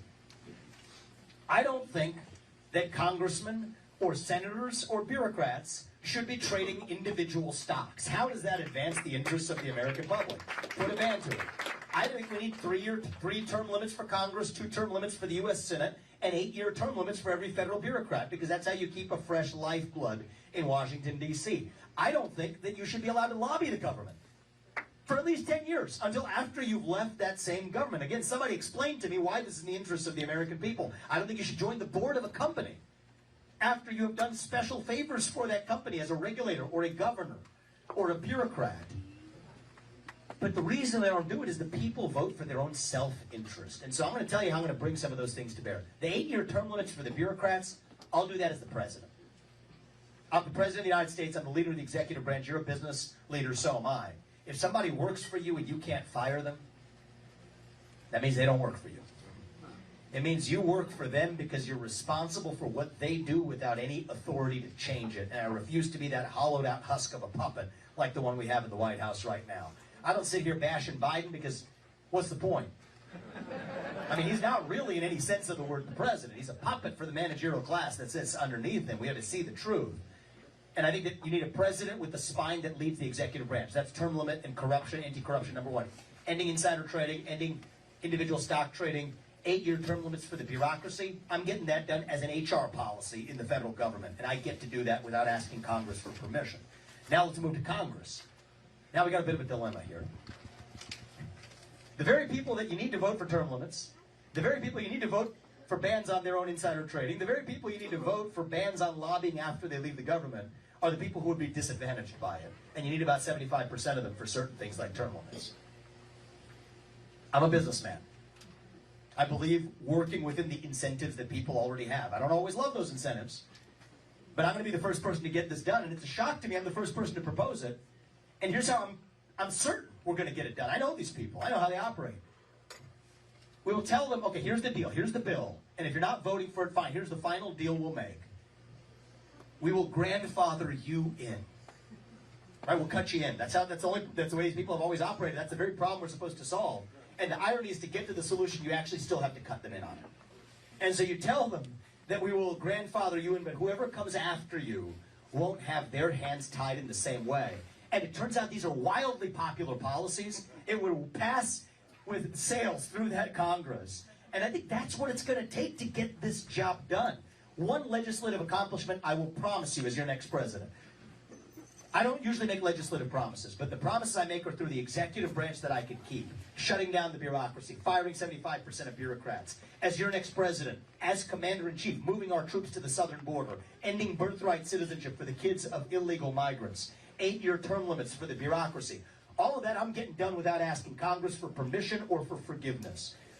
I don't make many promises that are dependent on Congress, but there's one I am confident we will deliver to you, and it may be the most important one of all. And I'll deliver it before the first midterm election after I take over. It is also to secure our elections in this country. We will pass this through and make this the law of the land with single-day voting on Election Day as a national holiday with paper ballots, government-issued voter ID to match the voter file, and yes, English as the sole language that appears on a ballot. That will unite this country, will secure our elections, and then you bring and end the rest of that rot along with it. We're well on our way to reviving this country once again. And so I'm asking you all tonight, on a cold day, to do your part. Apurva and I, we will stop at nothing. We've done 390 of these events, over 390. I was told today it's apparently more than any other candidate in history. It's more than all of the other candidates in this race combined. It has been the most humbling experience of my lifetime. And I understand why Iowa goes first, because this is a job interview. We got to see it that way. Sometimes presidential candidates forget that when you're talking to the media all the time. Go to 100 pizza ranches and he'll put you in your place, actually. Been to more of those than I probably would have been great for my health. We started with the deep dish, we went to the thin crust. Now I'm at the salad bar. So by the time we leave Iowa. But it's been the most humbling but fulfilling and memorable experience of our lives. Even tonight, late tonight, when we begin to make our way to New Hampshire, however late in the night that is, we're going to miss this place. We're going to miss all of you. We're going to miss this year. We're not going anywhere. We'll be back for the general election. I'll tell you that. So that's ahead. But this process has been something special for us. And now I understand why Iowa goes first. I get it. I've seen how distorted the media and the super PAC industrial complex is. And this is our last best chance to defeat it. Every one of your voices and votes tonight, and the people who you call to come out with you, which I'm asking you to do, by the way, it's like the equivalent of 1 million people showing up and the impact that it has on selecting the next president. If you asked me a year and a half ago, back when I was a businessman, do you think it matters that Iowa goes first? I would have told you, I don't know if it matters one way or another. With the ardence of the converted, I can tell you that there's a reason why you all go first. We're going to keep it intact. This is how our elections need to be decided. And the final step is tonight. We will stop at nothing for this country. The way we've run this campaign, from the snow days of the last week all the way through the beginning of early part of last year, that's how we're going to lead this country. We're going to do our part, but it's not going to be one president coming from on high from the White House to save us. It doesn't work that way, and I will never promise that to you. That's a false promise. If we're going to be saved in this country, it is going to be because we save ourselves. Every one of us playing our role. Every pastor, every parent, every teacher, every coach, every state legislator, people like Steve Holt to Steve King, to many of you in this room, every mayor, every entrepreneur and business owner, every one of us stepping up to play our part in this country. But what I will promise you is that I will play my role as your next president to actually shut down that bureaucracy and to actually revive our national identity. And that's why I'm asking you for your vote tonight. To do the right thing, not for me or anybody else, do the right thing for this country. And if you all do your part, Apurva and I, we will do ours to make sure we are no longer this nation in decline. We don't have to be at the end of the ancient Roman Empire. What George Washington would say if he were right here with us right now is that, you know what, as a nation, we are still a little young, actually. Going through our own adolescence, figuring out who we're going to be when we grow up. And when you view it that way, it makes sense again, actually. You go through your adolescence, you go through that identity crisis. You lose your way a little bit. You do some stupid things. But we are stronger for it when we get to our adulthood on the other side. So no, I don't think we have to be this nation in decline. I think we still can be a nation in our ascent. Maybe even the early stages of our ascent. Maybe we're not even at base camp. On our way still to that shining city on a hill. That country where we will look our kids in the eye and mean it when we tell them that you get ahead in the United States of America with your own hard work, your own commitment, your own dedication. And that you know what? You are free to speak your mind at every step of the way. That is the American dream. That is what we are running to. And with your help tonight, that is what we will revive to save this great country. Thank you for coming today, guys. God bless you and your families. And may God bless our United States of America. Thank you, everybody. Thank you.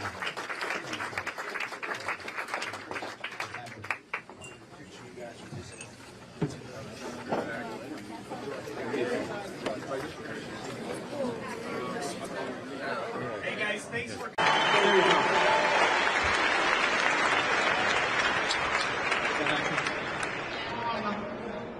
Yep, just ask it to me. I can't see it really. There you go. How can we get you to come to Pennsylvania? Huh? How can we get you to come to Pennsylvania? Well, look, consider the invitation accepted. And I've already come a few times. We did some grassroots voter mobilization already after I dropped out of the race. Come this right now, you got me, held my feet to the fire, you have my commitment. Pennsylvania's a must. We got to do it. And this election's going to be won by razor-thin margins. We don't want to show up on November 6th, wake up that morning, and ask ourselves, what else could I have done today? Ask yourself that question now. And now is your time to answer it. Answer that not on November 6th, but answer it today. I'm going to do the same thing, and I'll see you at PA. Vivek, good to see you. I'm a pastor from Iowa. You ran a fabulous campaign in Iowa. God bless you. God bless your family. I'm also a missionary in Armenia. And I noticed that you have spoken about Armenia. I was a witness to the ethnic cleansing of Nagorno-Karabakh, Artsakh, and the desecration of the oldest Christian churches in the world. It's the oldest Christian nation. How are we as the United States going to get behind persecuted Christians in places like the South Caucasus and the Middle East? How can we do that? And how can we stand for freedom and liberty and justice for our country and allow these Christians to be persecuted the way they have been in places such as Armenia? Thank you, Pastor. Good to talk to you again. And I'm glad you're raising this, because I want to answer this in a way that really clarifies the answer here. Because you might hear about this. I was the only presidential candidate who spoke about this because it's important. There's 120,000 Armenian Christians who were displaced from their homeland in the Artsakh region. Does that mean that we should be going to war and fighting somebody else's war for their border? As I'm opposing in Ukraine, we shouldn't be doing it in Armenia either. But actually, here's the dirty little secret. It is actually the U.S. taxpayer, all of us, who is funding Azerbaijan to actually do it. That's the ugly underbelly of the whole thing, is our own taxpayer dollars are paying for it. So the irony is everybody who's somehow in the Ukraine caucus, which is the most popular political party in the United States of America, apparently, doesn't have a peep to say about actually the real human rights travesty that we're responsible for funding. So here's my belief. It's controversial, but I'll say it anyway. The first and sole moral duty of U.S. elected leaders is actually to the citizens of the United States of America. And we stand with our allies by not funding the very people who are trampling over them. And you have 120,000 reasons for me to continue to talk about this issue, as I will, and I'm hoping to travel to Armenia later this year to actually make the point. So thank you, my friend. I'll invite you. Come with me. I appreciate it. Thank you. Thank you. Great to see you. What besides praying is the most important thing we young people can do for our country? I'll give it to you. How old are you, says young people? Huh? I'm 14. You're 14 years old. Give us one of the younger round of applause. That's a great question. So I'll tell you, right now, I think we have a culture of fear in this country. Spread like an epidemic, faster than COVID-19, okay? All 60 directions. COVID, maybe it'll spread a little bit off this way. Fear spreads all directions. Here's my ask of you. When you find yourself in a room, and you are the only person who believes what you do, I'm going to ask you today to stand up and say it. Say it with a smile. And say it with conviction. But part of respecting your neighbor and your friend is to tell them what you actually believe. And if you do that, you know what? Fear has been infectious, but courage can be contagious too in this country. It just requires more people like you to actually step up and show it. So yes, pray, number one, and number two, speak your mind and don't apologize to anybody for it. That's really what it means to be a young American. Thank you.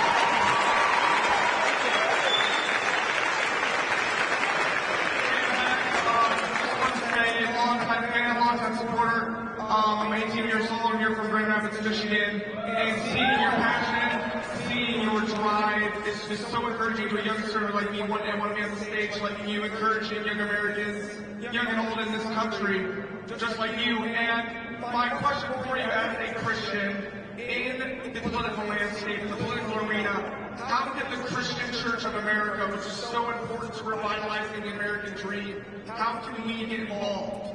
What are good ways? So look, I think this is such an important question. It's talking about individual, family, nation, and God. It's not a four-letter word. And part of what's happened is the same way we apologize for our own nation as the United States of America, I think a lot of Christians have been taught to apologize for who they are or what their faith actually is. That's part of the reason. The question about Armenia, the last guy who's standing where you are, the reason you don't hear about the Armenian human rights catastrophe is because the victims in that case are actually Christian. And the reality is, you need to stop apologizing for your beliefs. We all need to. I'm Hindu. You know this. I believe in one true God. I believe He puts us here for a purpose. But I will say it's a lot harder to be any other faith that's harder to be today in the United States is to actually be Christian. Because you're taught that you're supposed to apologize for your beliefs. And I reject that. Our founding fathers rejected that. And so part of this is going to require some sacrifice Even when it's not popular to say, tell people why you believe in God. Tell people why you believe in Christ. Tell people why you live the life the way you actually do, and embody that by example. And here's what I see, especially young people. You said you're 18. A lot of young people are quietly hungry for something bigger. Right? They've been served social media algorithms. They've been served other religions. Wokeism, transgenderism, climatism, COVIDism, globalism, Fauciism. You go straight down the list. These are the climate religion in particular. Why do you see people bending the knee to Greta Thunberg being some type of modern Joan of Arc figure? It's because if you stop believing in God, you're going to believe in some other false idol instead. You might as well believe in the real thing. And I'm going to ask you to make sure you're expressing your beliefs to give other people the permission to express theirs too. Thank you, my man. I appreciate it. Hi, Vivek. I appreciate it. Hi, Vivek. Great to see you again. My name is Tyler Steinhand. I'm a 24-year-old from Water, Michigan, and I'm a township trustee. I had the opportunity to ask you this question once and bumped into you in a hallway, but your answer was very inspiring, and I want you to share that with any young people out here who are considering running for office. My question to you was, I'm the youngest person in my race. You were the youngest person in your race. How did you use your youthfulness to your advantage? Look, I used it. I don't remember what we said in the hallway necessarily, but I'll tell you what I believe off the bat right now is our founding fathers were people whose best days in life were still ahead of them, actually. Thomas Jefferson was 33 when he wrote the Declaration of Independence. That's 5 years younger than me. If I can run for president at the age of 38, imagine Thomas Jefferson starting an entire nation at the age of 33. Alexander Hamilton was a decade younger even still. If you think about the last 20 years of misplaced public policy, foreign wars that didn't advance our interests, racking up $34 trillion of national debt that your generation now bears on its shoulders. You know what? You got to take it into your own hands to say, you're going to be the generation that pays the price for those mistakes. You're going to be the generation that bears the responsibility for getting us out of it. So if our founding fathers could do it in 1776, then it's just as true today that it will take somebody like you, whose best days in life are still ahead of you, to see a country whose best days are still ahead of itself. And if you do, then I'm confident our best days will actually still be ahead of us, man. Good luck. I'm excited for you. Thank you. Thank you for coming. Go right here. Good afternoon, Michigan. Good afternoon, Vivek. I just want to say your media team and all the social media, TikTok, YouTube, everything you do, you've done a wonderful job getting your message out to the youth, to the younger demographics. To the broader conservative audience, broader conservative figures, what can they do to better grasp that younger demographic that we all know is so important to the future of this country? So here's what I see, actually. I've talked to a lot of good Republican politicians. I think a lot of them are actually, I don't say this derisively, I just think it's true. They're actually scared of interfacing with people from the next generation. And part of what we got to realize is both sides of that have some fear in them. I think a lot of young people in this country right now are lost, hungering for meaning and purpose at a moment when faith in God and belief in your country, belief in yourself, belief in your family have disappeared. And yet, you have people from an older generation of political leaders who look at those young people who are sometimes screaming their beliefs, not because they actually believe them, but because they're lost and hungering for actual direction. Hide. Go into their shells. Say they're not going to come to a college campus unless the questions are pre-screened. And so I think that gets us into this vicious negative cycle. So my answer to my fellow Republican leaders, I'd say fellow Democrats the same thing too, but this is for our own party, is show up where you're not supposed to. Show up without fear. If you want to lead a country, lead the entire country, young and old, black and white. Not 100% of people are going to agree with you, but that's okay. And that's what I respect about what Donald Trump's doing now in this phase of the campaign. Go into the South Bronx. Look at where the People's Convention here is right now, in the middle of hard blue Detroit, in the cities of this country. If you show up for people, the people will show back up for you. America First includes all Americans. And if we embrace that message, I think we have a chance to win this election. Thank you, man. I appreciate the question.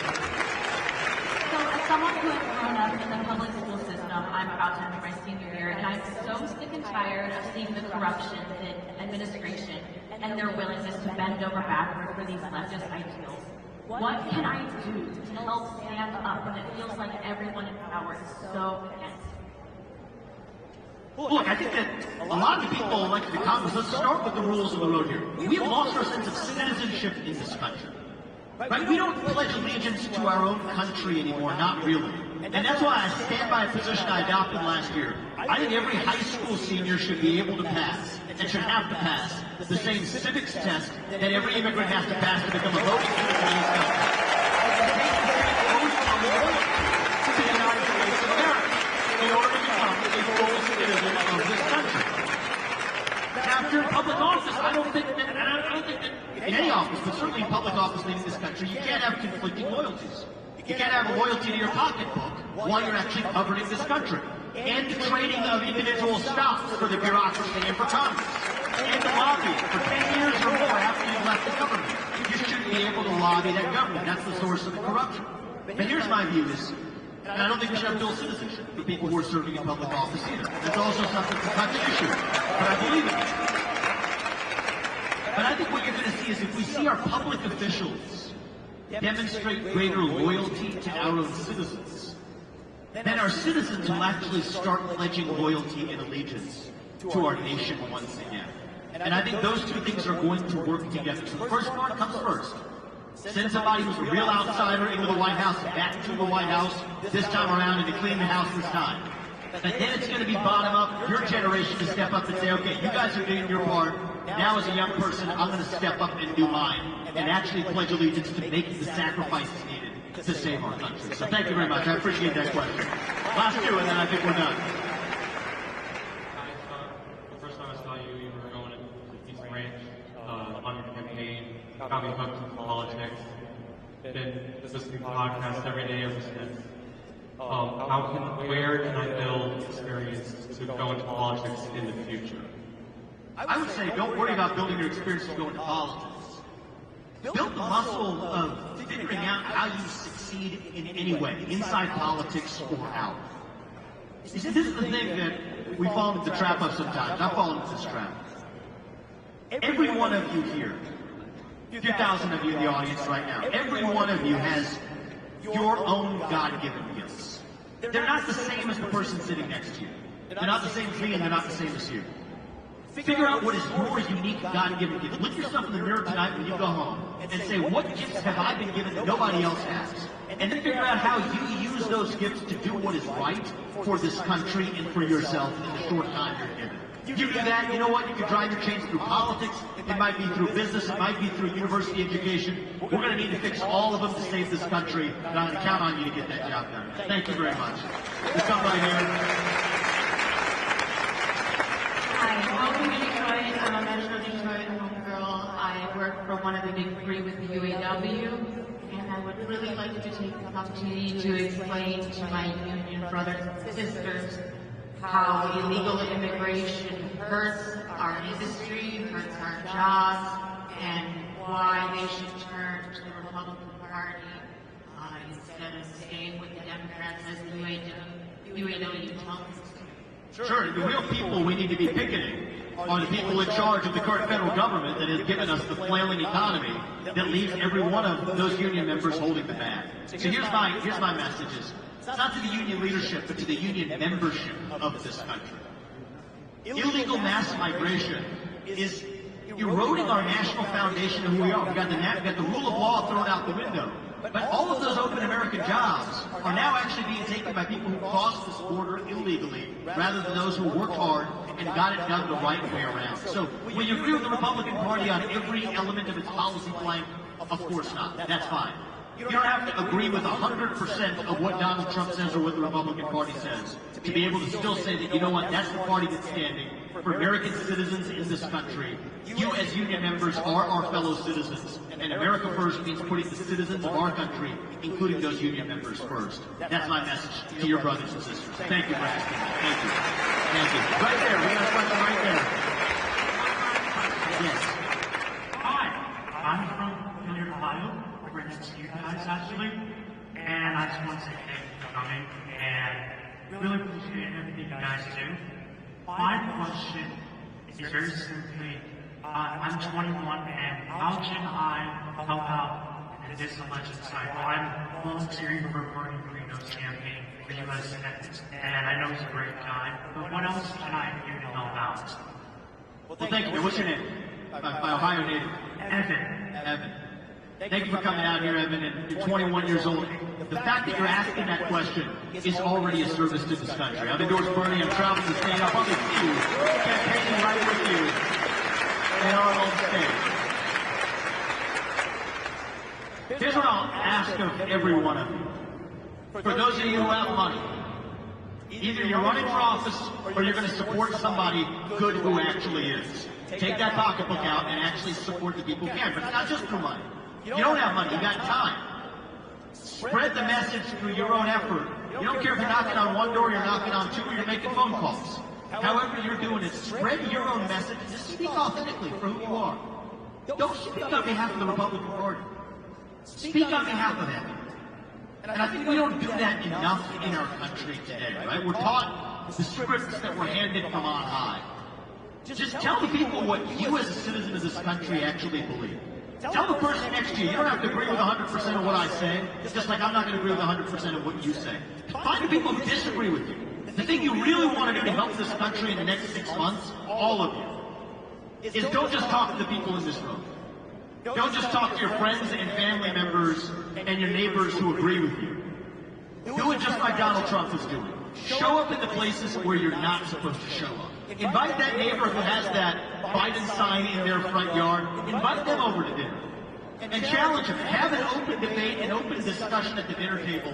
Emerge as a friend on the other side, but convince them and bring them along. That's what it's going to be required. It's one less vote for the other side, one more vote for ours. And if we start actually talking to the people who we're supposed to disagree with, what we might just discover is that we didn't actually disagree as much as we thought in the first place. That's how we're going to get this country back. That's how we're going to restore respect for every one of our citizens, regardless of their age or their skin color, or even whether they voted Democrat or Republican in the last election cycle. The question in this race, and I'll end with this, is, are we actually one country or not? That's what's on balance this November. If I asked that question 10 years ago, you would have said that was a silly question. Of course we're one country. Well, today we live in a country where you got people who consume one set of news from one place, one set of news from a different place. People who buy one type of coffee, people who buy a different type of coffee. The question right now for the country is, are we actually still one nation as the United States of America or not? I don't think the answer is obvious. But in my heart, I believe we still are. And I think this is our last chance to prove it in this country. And if every one of you starts speaking your mind in the open again, you will realize that, you know what? That artificial division, a lot of that is created by the media, designed to divide and conquer our people. At least 80% of us in this country are on the winning side of this war. Half the 20% are people younger than Evan and me who never learned those ideals in the first place. We're going to bring them along too, and we will still be a country whose best days are still ahead and has another 250 years and then some still left in our country's history. Thank you guys for coming out. God bless you and your families. And to win this November, God bless our United States of America. Kamala Harris's tagline has become, "I'm speaking," even though it's about 4 years old at this point. That being the case, is she really speaking? She hasn't spoken. She's not going to be at debate, as it seems right now. She's not doing a sit-down interview with the press. She's not speaking directly to Americans as much as she should as a presidential candidate. So does she need to consider changing her tagline? Well, look, I think that if that's her tagline, in some ways it's overwhelming. So whether she changes it or not, I think she actually should stay right on course, because in many ways the party that preaches diversity opposes diversity of thought. The party that preaches inclusion wants to create a culture of exclusion where certain views aren't welcome. The party that preaches free speech wants censorship. And the party that says I'm speaking isn't actually saying anything of substance when they're actually speaking. I think this is an interesting year, and I don't say this in a critical sense, just in a reflective sense. It's an interesting year for introspection in the press. What is the role of the political media in the United States? I think it's vital to the health and functioning of our country. I think we're making an occasion for that reflection. And some members of the press I applaud for engaging in the kind of self-criticism that was due for 3 years of purposefully failing to scrutinize a U.S. president who was not functioning as a U.S. president. There were self-interested reasons for the come to Jesus moment after that debate in June. But I think that that's an occasion now to step back and reflect on whether or not we're going to hold Kamala Harris to the same standard of offering her clear policies for the future of the United States as we hold Donald Trump. If we do, I don't care who wins, the country's going to be better off for it. But that isn't happening right now. And I think that, too, is part of what a free and fair election looks like. It's free and fair to the voters to be able to have the information to actually make a decision. This is being decided right now on a vibe. Many people who aren't paying close attention to politics, this is just being decided based on style over substance. And I don't think American democracy is better off for that fact. I think by the time we get to November, the reality is many voters are going to demand some level of substance that they haven't gotten yet. So if the media isn't going to do it, I have full confidence that the voters ultimately will. Right here. Thank you, Vivek. Travis Gilmore with the Epoch Times, and this question is for both of you gentlemen. Customs and Border Patrol agents tell us that these illegal immigrants, there's a high number of military. Ben Burkholm, Real Americans and World News. Do a lot of border coverage. I was actually just down at the end of Chicago, just a couple blocks from here, where they're housing illegals. You see the shift across the inner city. In particular, you've got guys like Tyrone, Career, Edward Muhammad, and people all across the inner city of Chicago. We're seeing this shift in New York and places where the Democrats have sent these people. Two things. Is it ironic that they're not celebrating all of these policies that they've had in place for 4 years to invite the invasion into our country? You think that the open borders have to be celebrating? And number two, what's the Trump decade doing to reach those communities that are the hardest to close? Well, I think the first step is to show up. I mean, here we are in Chicago. We're going to be not just in rooms like this, but spending time in the city as well. See Donald Trump going to the Libertarian Party convention, going to the South Bronx. Half the battle, he actually came to Chicago at the National Association of Black Journalists, took some difficult questions in a forum where Kamala Harris was supposed to be, but refused to come. So I think that's half the battle in this country. Not everybody's going to agree on everything. That's America. It's the beauty of America. That's what makes America great. But we have to be willing to engage in the free speech and open debate that we preach about. I'm proud of Donald Trump for doing that in a way that actually many Republicans for years haven't done. If you rewind back to the early 2000s, I don't think we saw Republicans do that the way that we are and Donald Trump is today. Now the ball's in the court of Democrats to say that you want to be defenders of our democracy. Well, part of our democracy is this. The greatest threat to American democracy, I'll tell you what it is. It is the percentage of people who feel afraid to say what they actually think in public. If we close the gap between what people are willing to say at the dinner table and what they say in public, we have our country back. Now, it's not up to us to complain just about the Democrats. It's up to us to practice what we preach. The left wallows in victimhood culture. We're not victims, we're victors. So we practice what we preach. And now through the election, I can commit that every one of us in this movement, Donald Trump included, is going to be showing up not just in the places where he's supposed to, according to partisan lines, but also in the places where you might predict a traditional politician won't show up. And I think that's what shows the courage of a leader who's not just running to lead a party, but running to lead a nation. That's what we deserve. Right there, and then we'll go back there. I will push you. I've got a question to Mr. Ramaswamy. Are you going to advise President Trump on foreign policy issues? And what particular advice would you give him regarding the great issues? Look, I think Donald Trump, one of the things about him is he is somebody who cares deeply about understanding the issues for himself. And he internalizes and makes the decisions that he believes is best. That's what people deserve. He's a president who's not wielded like a puppet, so we get on the other side. Biden, in some ways, his cognitive deficits, they weren't a bug. They were a feature for the people who managed him. And what I respect about Donald Trump as I've gotten to know him after I left the race is that he's somebody who's intellectually curious. He wants to get all the views before he makes the right decision. And so when asked, not just on the issues you asked about, on a range of other issues, I have and will continue to provide my opinion to him. So what I respect about him as a leader is he collects those views, and then he makes the decision that he believes is right for the future of the country. And that's what we're going to continue to do. Stephanie Holz, I work for debate in German publication. Two quick questions. In the crucial swing states, which issue will be crucial? Reproductive rights or immigration? And secondly, if Virginia drops out of the race tomorrow, is this going to be for the advantage of your party? So I'm not going to be an armchair political analyst on the second question. We'll see what the other candidates in the race decide. We'll respect their decisions, and so we'll let that play out without stepping on their toes. When it comes to battleground states as it does to the rest of the country, there are two issues that matter to voters. Hands down, if you take any survey, you talk to your neighbors, it's the same consistent answer. Growing the economy and fixing the border crisis, period. Those two issues ought to decide this election. I believe they will. Now, the question is, what level of vision has each policy, has each party actually provided? Donald Trump's giving you clear vision for how to grow the economy. Drill, frack, extract every form of American energy to bring costs down and grow our economy. He's gone straight down the list, extending the Trump tax cuts. That's giving you a clear vision for how to make sure that we're competing on fair terms with other countries. Kamala Harris did not offer an economic policy until earlier this week, when she came out with her Nobel Prize-winning suggestion of regulating the grocery industry with price caps to prevent price gouging by giving the FTC authority to somehow go after vaguely defined price competition. Well, you can compare those two economic visions and say which one's going to be better at actually delivering prosperity for Americans. So those are the two issues that will and should decide this election. We've offered our position on what we think needs to be done about each of those. Seal the southern border, grow the economy, with clear policy proposals for how to do both. Kamala Harris, it's up to her. The ball's in her court to see if she actually has an alternative vision or not. Vivek, Ben Burkwan, Real Americans News.